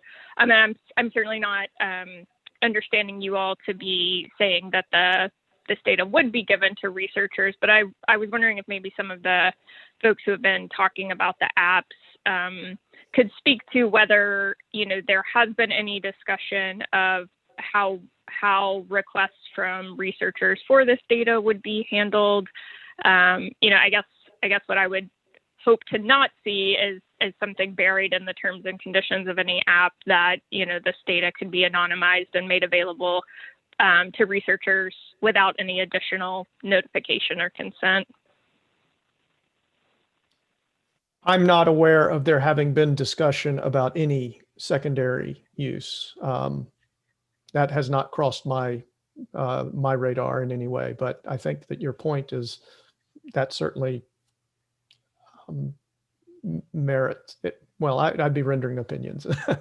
Yeah, I'll say we've talked about it in the broader the COVID results data, because actually we've been embroiled in this for like 2 months because the way that the data has been collected, it's not so much FERPA law that prevents data being shared for research, but I think Campus Health feels like when they did the testing with students in a provider-student relationship, they ensured confidentiality to students and sort of promised them that data wouldn't be shared. And so they don't want to share identifiable data. I think they're talking about if the language changes for the spring, what it would look like, and if students opt out of that, if they don't want their data used for research purposes or not. So I'll just say the conversation is happening right now about, you know, what that would look like and what the language would be and how students could choose to have their data included or not. Joy? So I think the individual contacting people directly to tell them that they're tested positive and may be exposed cuts both ways, because I've had advisees and even my own students say that they might be more likely to tell people who their contacts are if they will not be identified, because they don't want their friends mad at them for getting them exposed to COVID. So I think you have to think this could cut both ways in terms of knowing who's COVID positive and who's not COVID positive, and their friends being mad they had to go into quarantine because of them. Yeah, I'll respond to that one, Joy. I think that's okay. If a student volunteers the contact list and asks someone to help, I realize that's a burden on staff if we have a lot of cases, but it is a reality, and I'm sure that's true for many other historical health issues that are communicable. So that would be a good option. And in terms of most privacy theory, you would say that that person chose to share that information. Now, the contacts did not choose to, but we're all into somewhere in the middle. Great. And Richard. Yes, thank you very much. On September 12th, the data was 1 in 1,125 Black Americans have died of COVID-19. And then today, looking at that number, and that was September, today looking at that number, it's 1 in 1,020 Black Americans have died from COVID-19. Similar cases can be seen in Indigenous Americans and the Latinx community. So addressing Ann and Michael's point, is the juice worth the squeeze? As a Black American, I would definitely say the juice is definitely worth the squeeze. And I always have to put in there that when we're talking about juice, and we're talking about all of these things that make people smile, we're talking about people's lives, family members, fathers, sons, daughters, mothers. So I know some of this doesn't enter into these conversations, but it's very, very important that we remember when we say things like juice, we're talking about people's lives, and we can't get that back, right? And so, Audrey, do you think those numbers for Black Americans or even white Americans, right now it's 1 in basically 1,000 have died of COVID-19. Do you think we'll get to the point where it's 1 in 500 have died from COVID-19? That's where the numbers seem to be going. And your answer should provide a little bit of context for the seriousness of the conversations that we're having. I mean, we obviously have the highest mortality. Well, we had, I think some other, India has just passed us with most infections, but I will say treatment has gotten better, but there's no doubt that BIPOC communities have been adversely affected by this pandemic. And we know that this pandemic has highlighted adversities and marginalization and inequalities in this country that existed before this pandemic. And the pandemic has just highlighted those inequalities. So I think that has to be on the front of our minds for all of our students, faculty, and staff who are BIPOC. And I think thinking about how we ensure equality to testing and care and is really important for sure. Let's hope that with better treatment, I mean, I will say, I think we're lucky to be somewhere like UNC and be in this community with such an amazing healthcare facility, because if you do get sick here, you will get amazing care, which can't be said for all parts of our state or other parts of the US. So I think we're lucky in that way, but, and we certainly know more about how to treat it now than we did back in March, but I think it has to be, I agree, we have to be always thinking about that. May I just, if I may, I just want to say, rather than just write, when I'm talking about juice worth the squeeze, I'm talking about the effectiveness of the technology for the amount of effort that goes in delivering it, and that the effort that goes in delivering one thing may be vastly less return than in delivering a different thing, like the difference between contact tracing as opposed to, say, the testing life cycle effort. Thank you very much for that clarification. And I want to agree with that. That is what I thought too. That when the effectiveness of the app needs to be shown if you're going to require it in some way and necessarily burden privacy. But I'll just tell you, I'm well aware of the impact that this virus has, and sensitive to that. I just think that we need to not do something because it seems just like we have to do something. This is not necessarily going to help us get there, but there may be other ways. So just to be clear. Rich, did you have a question? Yes, I just want, I'm just sitting here thinking about the complexities of contact tracing apps, and also thinking, if I walk by somebody that's COVID positive, but I'm wearing a mask, I'm, not necessarily going to be exposed. So in some way the value added in having people use an app might be just informative to the individual, just to kind of monitor, and hopefully, you know, our responsibility as, you know, good society members is going to be like, well, check yourself. Were you wearing a mask? Do you feel like you got exposed? You need to go get an extra test. There seems to be a lot of issues that are complicated surrounding the data privacy and the ethics of contact tracing. So I just, you know, think that's probably something we're going to have to think about carefully going forward. Elizabeth, is that your hand up from before, or did you have another question? That was from before. Sorry. No problem. How about Aaron? Aaron Nelson. Thank you.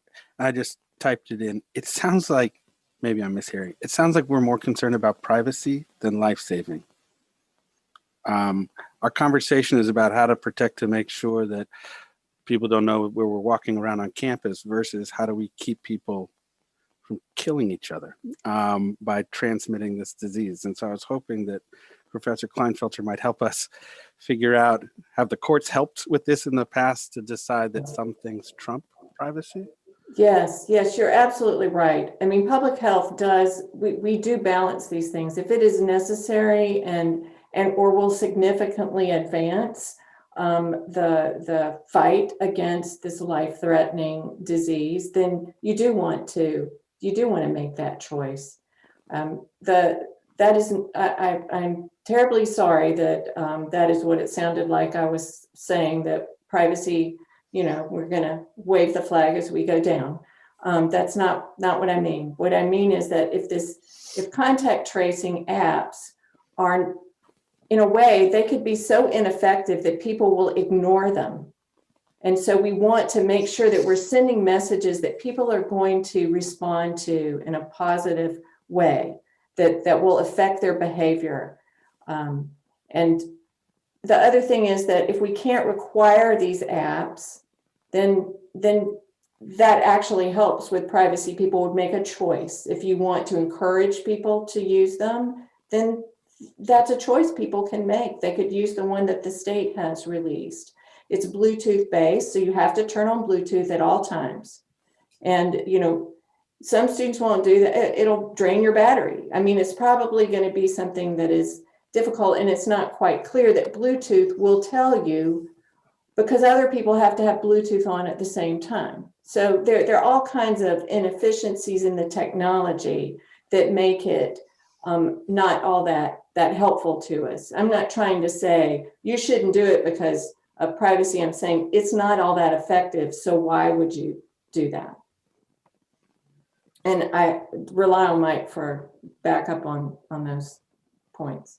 I think it's I agree with, I mean, that's why I suggest that if the Bluetooth, the contact tracing, my view personally is, if there's value there, that would be kind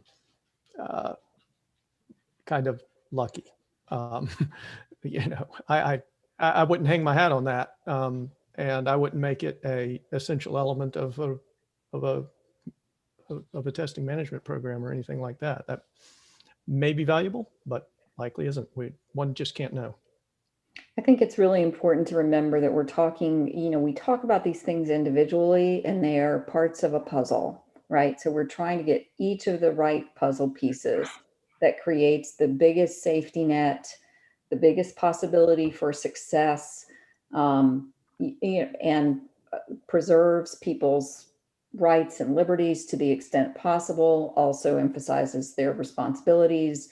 You know, so all of these things are part of a larger puzzle. And as we've talked about each meeting, it's very difficult to sort of think about them only in isolation. And at the same time, there's a real temptation to want to know, what is the silver bullet? Is the testing strategy the silver bullet? Is the app the silver bullet? Is the community standards the silver bullet? And I think, you know, I'm sorry for the violent analogy, but we kind of need a whole arsenal. And so that's what we're kind of looking at, is putting those pieces together. So kind of trying to keep that in mind. Lamar has his hand up. Lamar? Yeah, just want to chime in briefly. To me, it sounded as if, though, based on Professor Kleinfelter's comments, that we shouldn't necessarily forgo an individual's privacy rights for an ineffective contact tracing system, if I'm understanding that correctly. And that brings back to my original point, which is that if we're not going to require it, it will not be widely regarded and used by students. If we are going to require it, we have the concept and the idea of the validity of the results, which is that many students may not self-report consistently and responsibly, and they may not, in fact, reveal who their contacts are or who their friends are, what their friends are doing. And so my stance earlier, just to clarify, was that I am not 100% sure that we should be recommending anything required, only because, once again, if we require it, are we 100% sure it will be the preventative measure that we're hoping for? Because I can assure you that not many students will, one, want to engage in downloading it, and two, not many of my peers will self-report or go through the challenges of trying to navigate being a good friend and being a steward of public and good public health. And so there's a gray area here. And to Aaron Nelson's earlier point, I know that we're having later discussions about consequences and things like that. I think it's all integrated in my mind, because I don't see a way that we can require this, right, and enforce it unless we have some type of creative measures asking students to engage us on that front. And not to mention, we do have an entire separate app, right, that students are being asked to use, which is the Alert Carolina interface, right? So not just one app, we have two apps now that we're considering. And so this is becoming a heavy burden for some of my peers if they're asked to engage the university in so many different fronts at one time this way.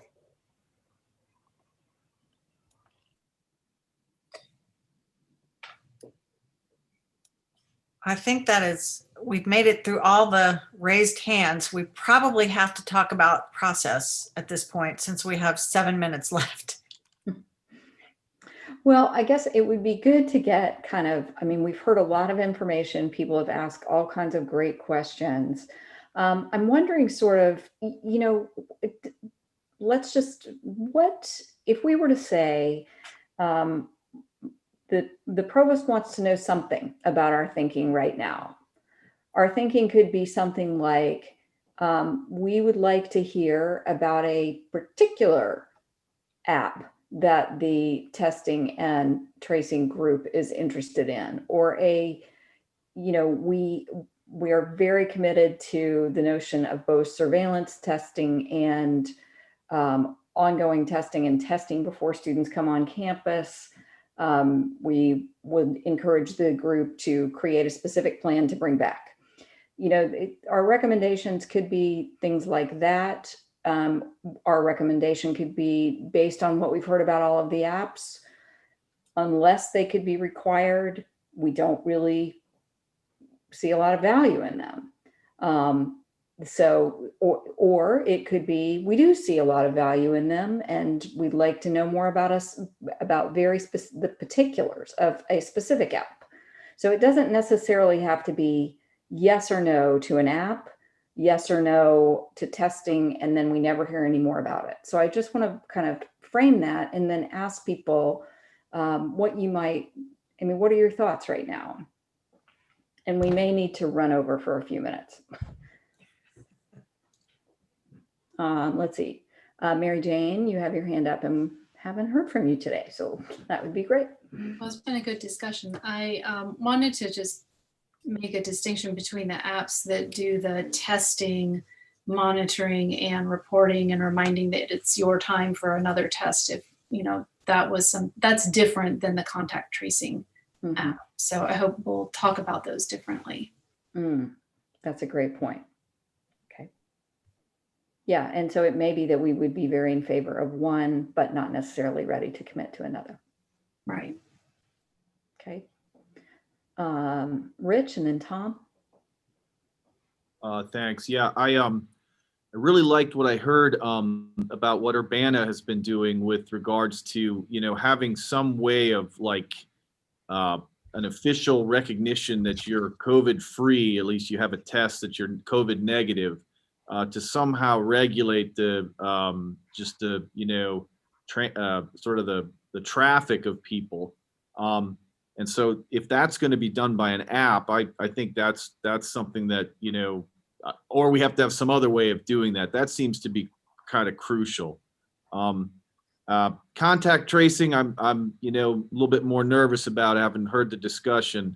And so, I do think that is maybe a different type of app that we're talking about trying to, develop.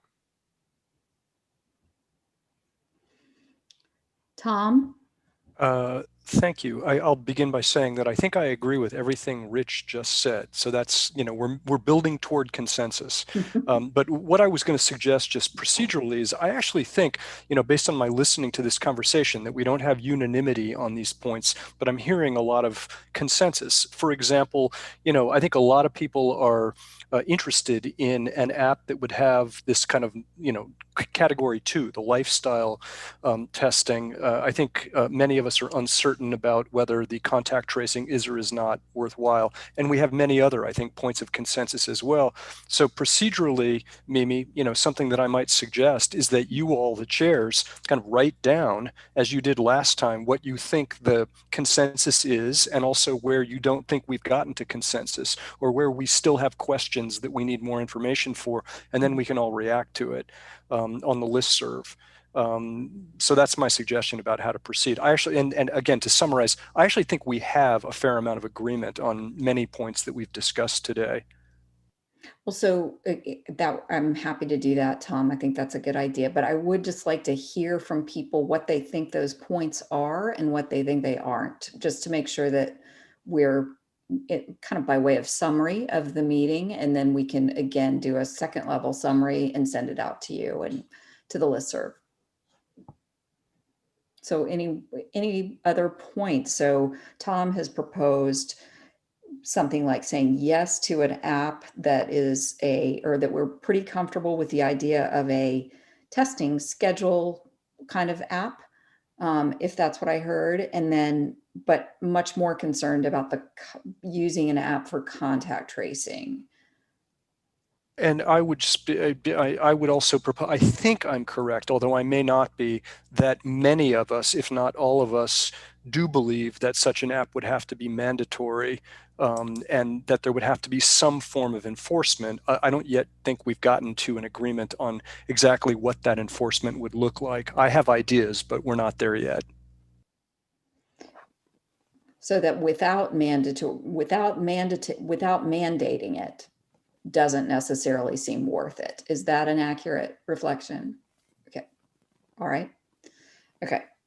And what about other points that people feel like would like to put on the table as consensus points? I like this strategy. Aaron? Can you poll the group maybe about that question that he just raised about whether we think it should be mandatory? I hear Lamar's point about some of my peers won't download it. There may be some faculty or staff who don't think their coworkers would download it. But I think the question is, you'd rather resign your job than download it? You'd rather disenroll than download it? You'd rather find another place to work than download it? So I hear I'd prefer not to, and maybe they won't, but I haven't heard this sort of question of I refuse to. And so I wonder if our group could be polled by you to say, do we think it should be required? And then people can make their own choices about whether they do or don't want to do it.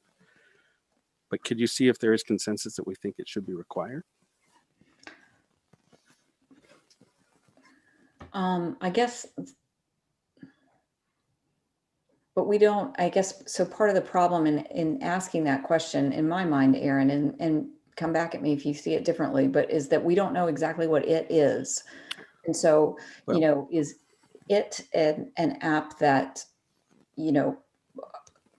so there might be parts of the it that people would say, yes, this should be required, but as it relates to contact tracing, it sounds like there are people that feel like, if it's not mandatory, then it's not worth doing. So that's sort of one position.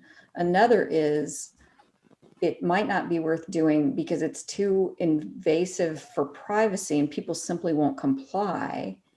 And I guess what I'm Are we in a proposing is that position? I don't know, as whatever, a public university, if we are in a position to say to students, you must disenroll if you won't do this. we say to them now, if you do not have health insurance, you may not be a student here. We tell them now, if you don't prove to us you're vaccinated, you may not be a student here. We say to our faculty and staff, you must provide us with a place to give you direct deposit or you can't be employed here. I mean, we set rule, maybe not that one, but we sort of set conditions that this is what is required. So I guess what I meant to say is whatever we do decide. I mean, maybe our lawyers can jump in here. I think there are probably some legal distinctions there. I guess what I meant to say is once the group decides what it is that we agree, whatever it is, should be required. We're not yet sure what it is. We don't know the mode, whether we're taking a bus or a train or our own car, but we do know we want to go to Toledo. I mean, we decided there's a place we want to get, which is good contact tracing in the sense of who is compliant. We don't know how quite yet, but I'm interested to know whether we're not agreed on whether whatever it is will be required. Hi, Mimi, this is Chloe. Just to jump in, I'm sorry, I may have to go soon. But I think we may be confusing strategies and outcomes. I think the outcome is that we want to have a mechanism by which we're having contact tracing or a mechanism by which we're allowing people to do whatever. I'm sorry, I'm tired and it's 5 o'clock. But I think the app is one of many mediums by which that can happen.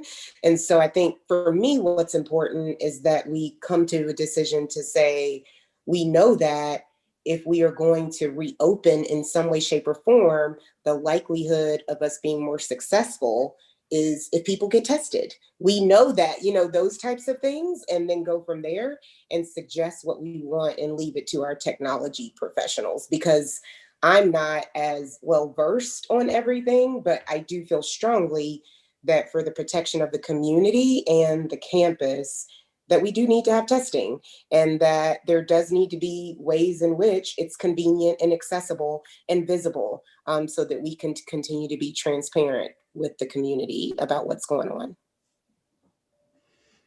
Yeah, I mean, there are multiple ways to do contact tracing that don't involve technology at all. So I think that becomes, you know, that's sort of the Perfect. other, you know, piece of this is that it may be that we, as a group, or we may have subgroups, as Aaron points out, but we may have people that feel like, I really like the idea of an app. That sounds, you know, really acceptable to me. And other people may say, I think the old-fashioned way is better, and the privacy concerns and the acceptability, as Lamar points out, we don't really believe students will want to use it, and we would have to get into some heavy enforcement situation that we really don't want to be in as a university. You know, we want to have a more collegial relationship with our students and our staff. So, you know, I think those are sort of more the questions that we're dealing with right now. I would completely agree and think that whatever we decide, to your point, using technology to allow all of those different ways to connect with each other. So if we think it's important for an app to be cool, or for it to be a convenient way for students or for anyone to use, especially the community, I think I heard that before, that was a way to keep communication going, then wonderful, but it should be able to connect with whatever's happening on a website. It should be able to connect with all of these other things so that somewhere there is a database of what's going on. But I completely agree with you, Mimi. Okay. Mimi, are we still raising hands, or are we just talking now? I think we're doing a little of both. Well, I hope we're raising hands because I've already put my hand up, Tom. Yeah, maybe we should try and move to open discussion, and not with the raising hands, because it does seem like the organic discussion is useful right now. I think Joy has Mimi, another if I could, question. Who was that? Mimi, if I sorry, could just It's talk a Elizabeth. little bit about the point that Aaron was raising about, you know, do we want to take a head count on required or not? I do want to amplify Kim's comment in the chat that I think, as she said, we do need to know what it is before we can say whether it is required. I think there is a meaningful difference in requiring a student to show that they've been vaccinated against things that we know can be a public health issue versus, taking a piece of someone's property, some of the space that you have on your smartphone, without knowing whether taking that property is going to have some value in our efforts to manage this disease. So I think it's really hard to just say, yes, it should be required without knowing what we're talking about. And so, I'd be much more in favor of saying something like what you mentioned, we're open to hearing the details of, one of the first two types of apps that Michael described and, have some concerns about the third type. And I think the other thing that I'm hearing that's important is that if there was an app, then it might really, somebody needs to do some sort of intensive work with people that would be asked to use it so that they really understand it. So it can be designed in a way that students can invest in it as well, if that's what's happening. And I think the upfront work before that, any that we're considering that exist or any that are being built, that we do the study of the security and privacy and then show our school that, show the students and everyone else that we've done that so they can trust it. I'd like to jump in really quick. Joy, did you want to say something? Because you did have your hand up before me. I know we went to open discussion, but Joy, did you want to say something really quick? I was just going to say, can we just agree on one thing, that we all say mandatory and apps for testing and testing life cycle? Can we just finish that conversation and say, yes, everyone gets tested, everyone uses an app that tells them where to get tested, when to get tested, et cetera, and that so that Michael and his crew can start building out some things? Because I think we have consensus on that. Joy, I will point out that according to our CCAC recommendations, the actual final form, this conversation, and I agree with Chloe, that is all about tactic or technique. We already stated in our final that all surveillance and all testing will be mandatory. So these apps are just a strategy of surveillance. So I will point out that we have right, but I would just agreed like us to separate out that we're talking about two different things here. At least we can say that technology would be very helpful with the testing surveillance, so we can start moving on that. Got it. That's all I was going to say. So I'm free to move on. Yeah, I think so. And real briefly, some people in the chat were talking about could there be a web interface if people, for whatever reason, don't want to use an app? I mean, as we're hearing, smartphone, ownership among college students and our students is probably close to 100%. And I think most are going to want to do it on their mobile phone. But if possible, it'd be nice if you could also do it on a web browser or something like that.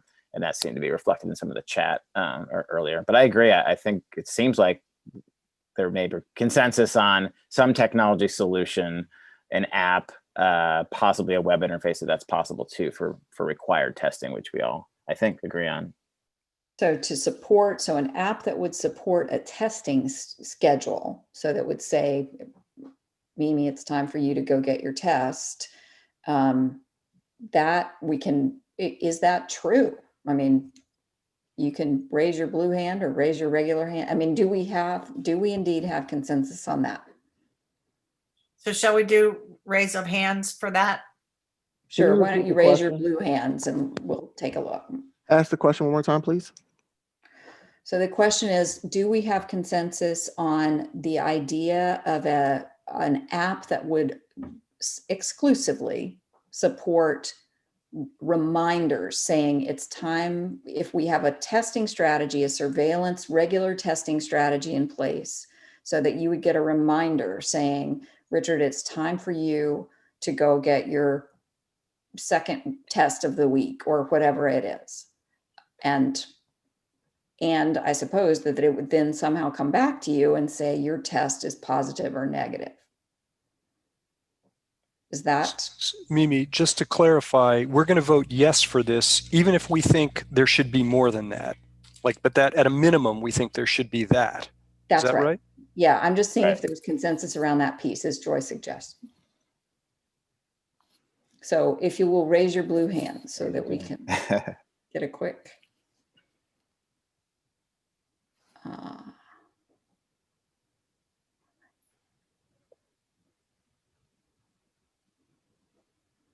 I'm just, there are a couple people, it looks like, maybe, so it looks like we're mostly there. A couple people not raising their hands. Is that just because you don't know how to raise your hands, or is that, has everybody raised their hands that wants to raise their hands? That's a better way to put it. I'm just concerned about calling it an app, right? You could use other forms of technology that don't require installing an app.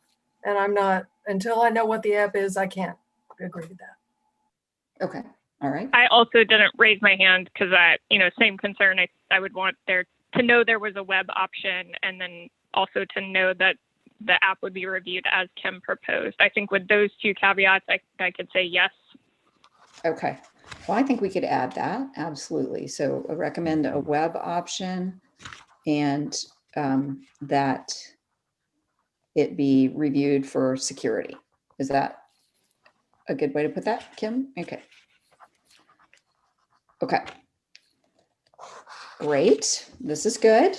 Okay. And then for the contact tracing piece, do we want to just simply summarize our discussion and our concerns at this point? That it is difficult to respond to that we're concerned about this, not to make light of the situation in any way, but the squeeze and the juice question. And it sounds like there are certain technologies that maybe we could rule out, like the Bluetooth is probably, doesn't sound like will be acceptable, that it'll be feasible, that it will give us what we want to do, give us benefit, or enough benefit. Am I reflecting properly? And that if there is another app that people want to propose the specifics of, then that's something to bring back for further discussion. I want to point out in the chat, it's Mary Jane is saying it sounds like people are generally in support of contact tracing, but no clear consensus on the tool or process. And that brings back to what Michael said, is that the app, if a contact tracing app was chosen, it should not replace the current process now. It would be additive. Okay. I don't think we could replace it anyway. I mean, that's county and state mandated what the contact tracing is. We would just be trying to augment the system to help students be compliant and make it quicker getting students into quarantine if they need to be. That's my understanding. It couldn't replace it even if we wanted it to. Yep, I just wanted that to be clarified so that people don't get confused that one would replace the other. I think it's also worth pointing out that I think some of the concerns around contact tracing with the app are not just privacy concerns, but also what I call inertia, which is people's willingness to actually, do the reporting and we want to download the app. Because I hate to be the cynic, but we disclose our privacy data all the time. I could pull up my Snapchat right now and tell you where my 5 closest friends are standing right now. But so I think privacy is a serious concern for some people, but I think the inertia piece, the willingness to do the reporting, to download the app, to have the Bluetooth technology trained to the battery, I think those are going to be big factors too, even if you took privacy out of the equation. So just want to reflect that there's multiple considerations other than privacy to go into that. Well, Yeah, I think it's like Mimi said, the efficacy. arsenal. Yeah, I think it's the efficacy of it, right? It's proving its worth is what we're talking about. Is what's the efficacy of it? That's what we're doing with testing, right? We're looking at the efficacy of the different types of testing, how to do it, where to do it. So it's the same thing with the contact tracing stuff. Mimi, if I can jump in just on one logistical thing, I think that's important. You brought up coming back to when we come up with a testing or what the app would look like, bringing it back for this committee's input, which I think is very important. To Seth's point at the beginning of the meeting, things are moving very quickly. So I would encourage folks to feel free, and this is really up to the chairs, but this is just a recommendation that we use the listserv extensively. It's a public record, just like these meetings are. So it may be a way for the committee to have input throughout the week before the Tuesday meeting because some of these decisions may have to start getting made on a quicker timeline, and I don't want this committee to not be able to have feedback in on certain things because it falls between the two meetings. Just wanted to throw that out. Point. Yeah, thank you, Chris. Can we go to the testing piece for a minute? One question, Mimi, I'm sorry, could I ask you one question? Sure. It's, so we're in agreement about some sort of app for reminders of needing to be tested on a certain schedule. When are we going to discuss what happens when somebody does test positive, and how is that, are we going to limit traffic flow of those people? Are we going to wait till we talk about penalties, or because that seems to be kind of critical? And I don't know if we're waiting on that or if we want to talk about that now. Well, it's really hard because everything is critical. So, so yes, it's just, I don't think we can talk about it now. I don't think we have the right people in the room to talk about, what a quarantine and isolation plan would be at this point, or how people. I guess I was thinking more like just, like other universities are like, they have the ability to, when the student tests positive, they just cannot come into a classroom. That they're sort of locked out. And how, there was a discussion earlier about this, showing a green smiley face to get into different places. This app could do that sort of thing. It could be like a, green light, red light, a way to sort of control this. I don't know if we want to discuss that at this point or if we want to wait.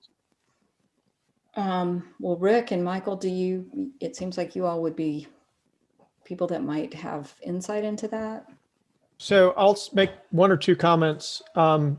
As I mentioned, the sort of programmatic locking of door or things like that are problematic, and things along those lines. One point that needs to be kept in mind, and I think rightly has been emphasized, that we not assume that people will all have, nor would choose to use a smartphone for an app, but we would have a website as well.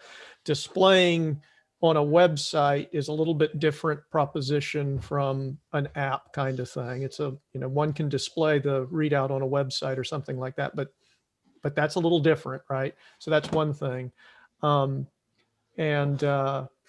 guess that was the 2 points that I wanted just to say. As we have additional modes by which people can interact rightly with this, it's going to be a little different from like having a card kind of thing. And as Mike said, the challenge is limiting building access to the capabilities that we currently have around one card access. Some buildings have one card, some have a combination of one card and manual entry.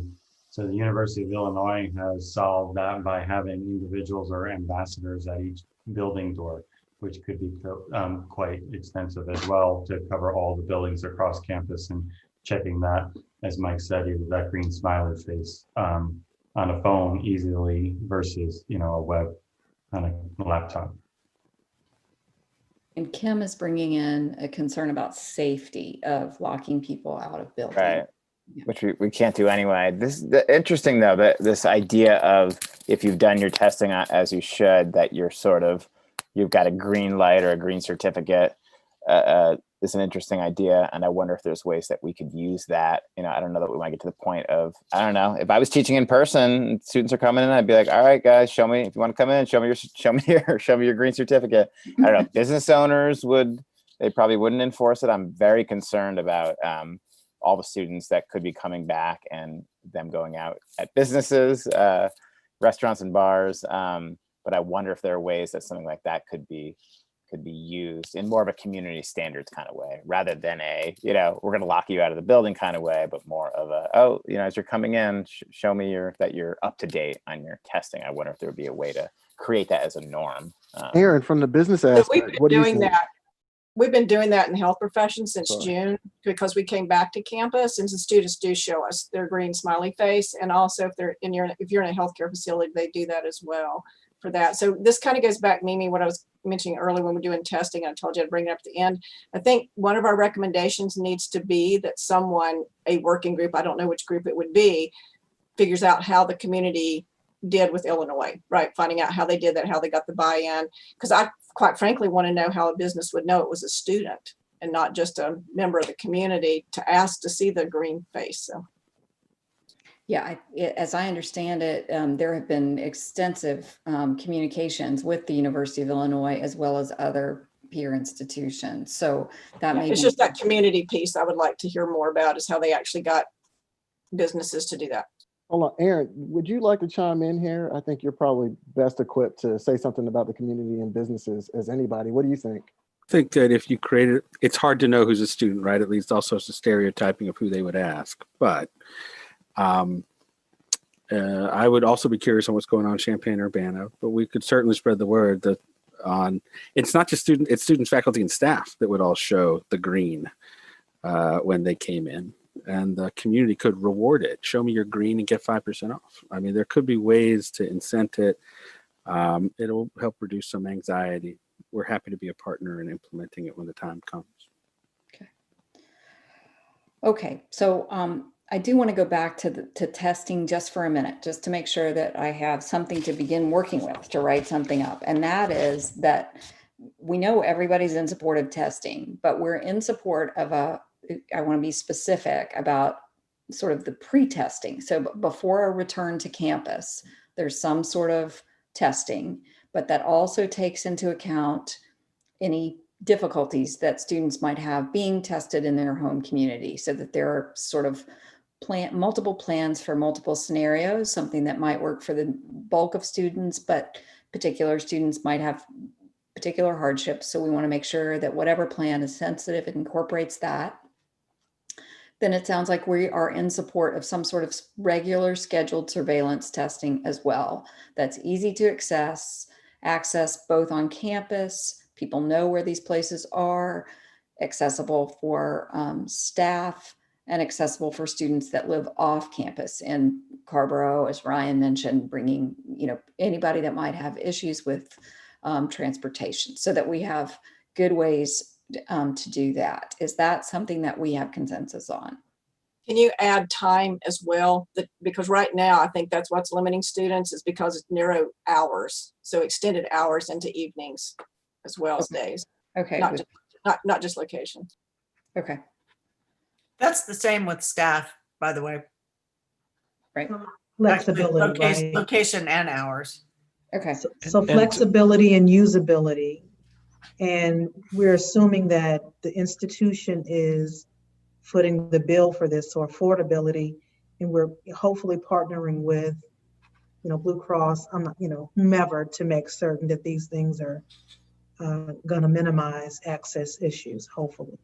So that there's I think we could recommend that there is no cost for this surveillance testing, that this is something that's a benefit to the community, and then university resources should be used to. I think that's a great idea. That's right. Okay. Mimi, do you think there's also consensus? I know we got hung up on the app, but that you must participate in contact tracing, that refusing to return the call or the knock on the door or the app or whatever, but through whatever channel you want, you must participate, and that will be a community standard. You can't not return the phone call. It already is a community it is a community standard currently. That is a requirement of the attestation and community standards for health and safety at Carolina. Okay, so maybe there needs to be more work done on the consequence side of that, at least based on before. But I think we also have to realize, everyone has been learning through this situation. So, students being sent home is a pretty powerful message about what needs to happen in terms of community standards. So I don't want to, assume that people don't grow and don't, acquire new knowledge and new commitment. Okay, so I think Mimi, can you just add something coming in from the chat? Let's keep the situation of returning international students in mind. So they would need to be tested here. Okay, that's a good point. Yeah. Okay. Yes, absolutely. All right, I'm adding that to my list.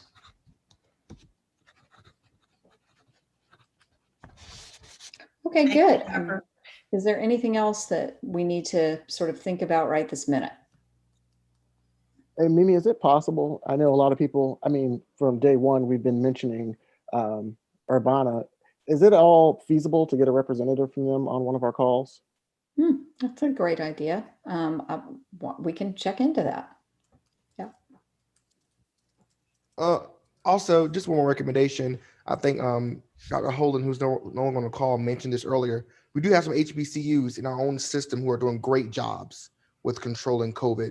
And we often do not look to HBCUs for advice and for support. But I think it would be also helpful to hear from some of our HBCUs, even in our own system, on how they are being able to control the spread with so many students being on their campus. Okay. Lamar, I think it's great.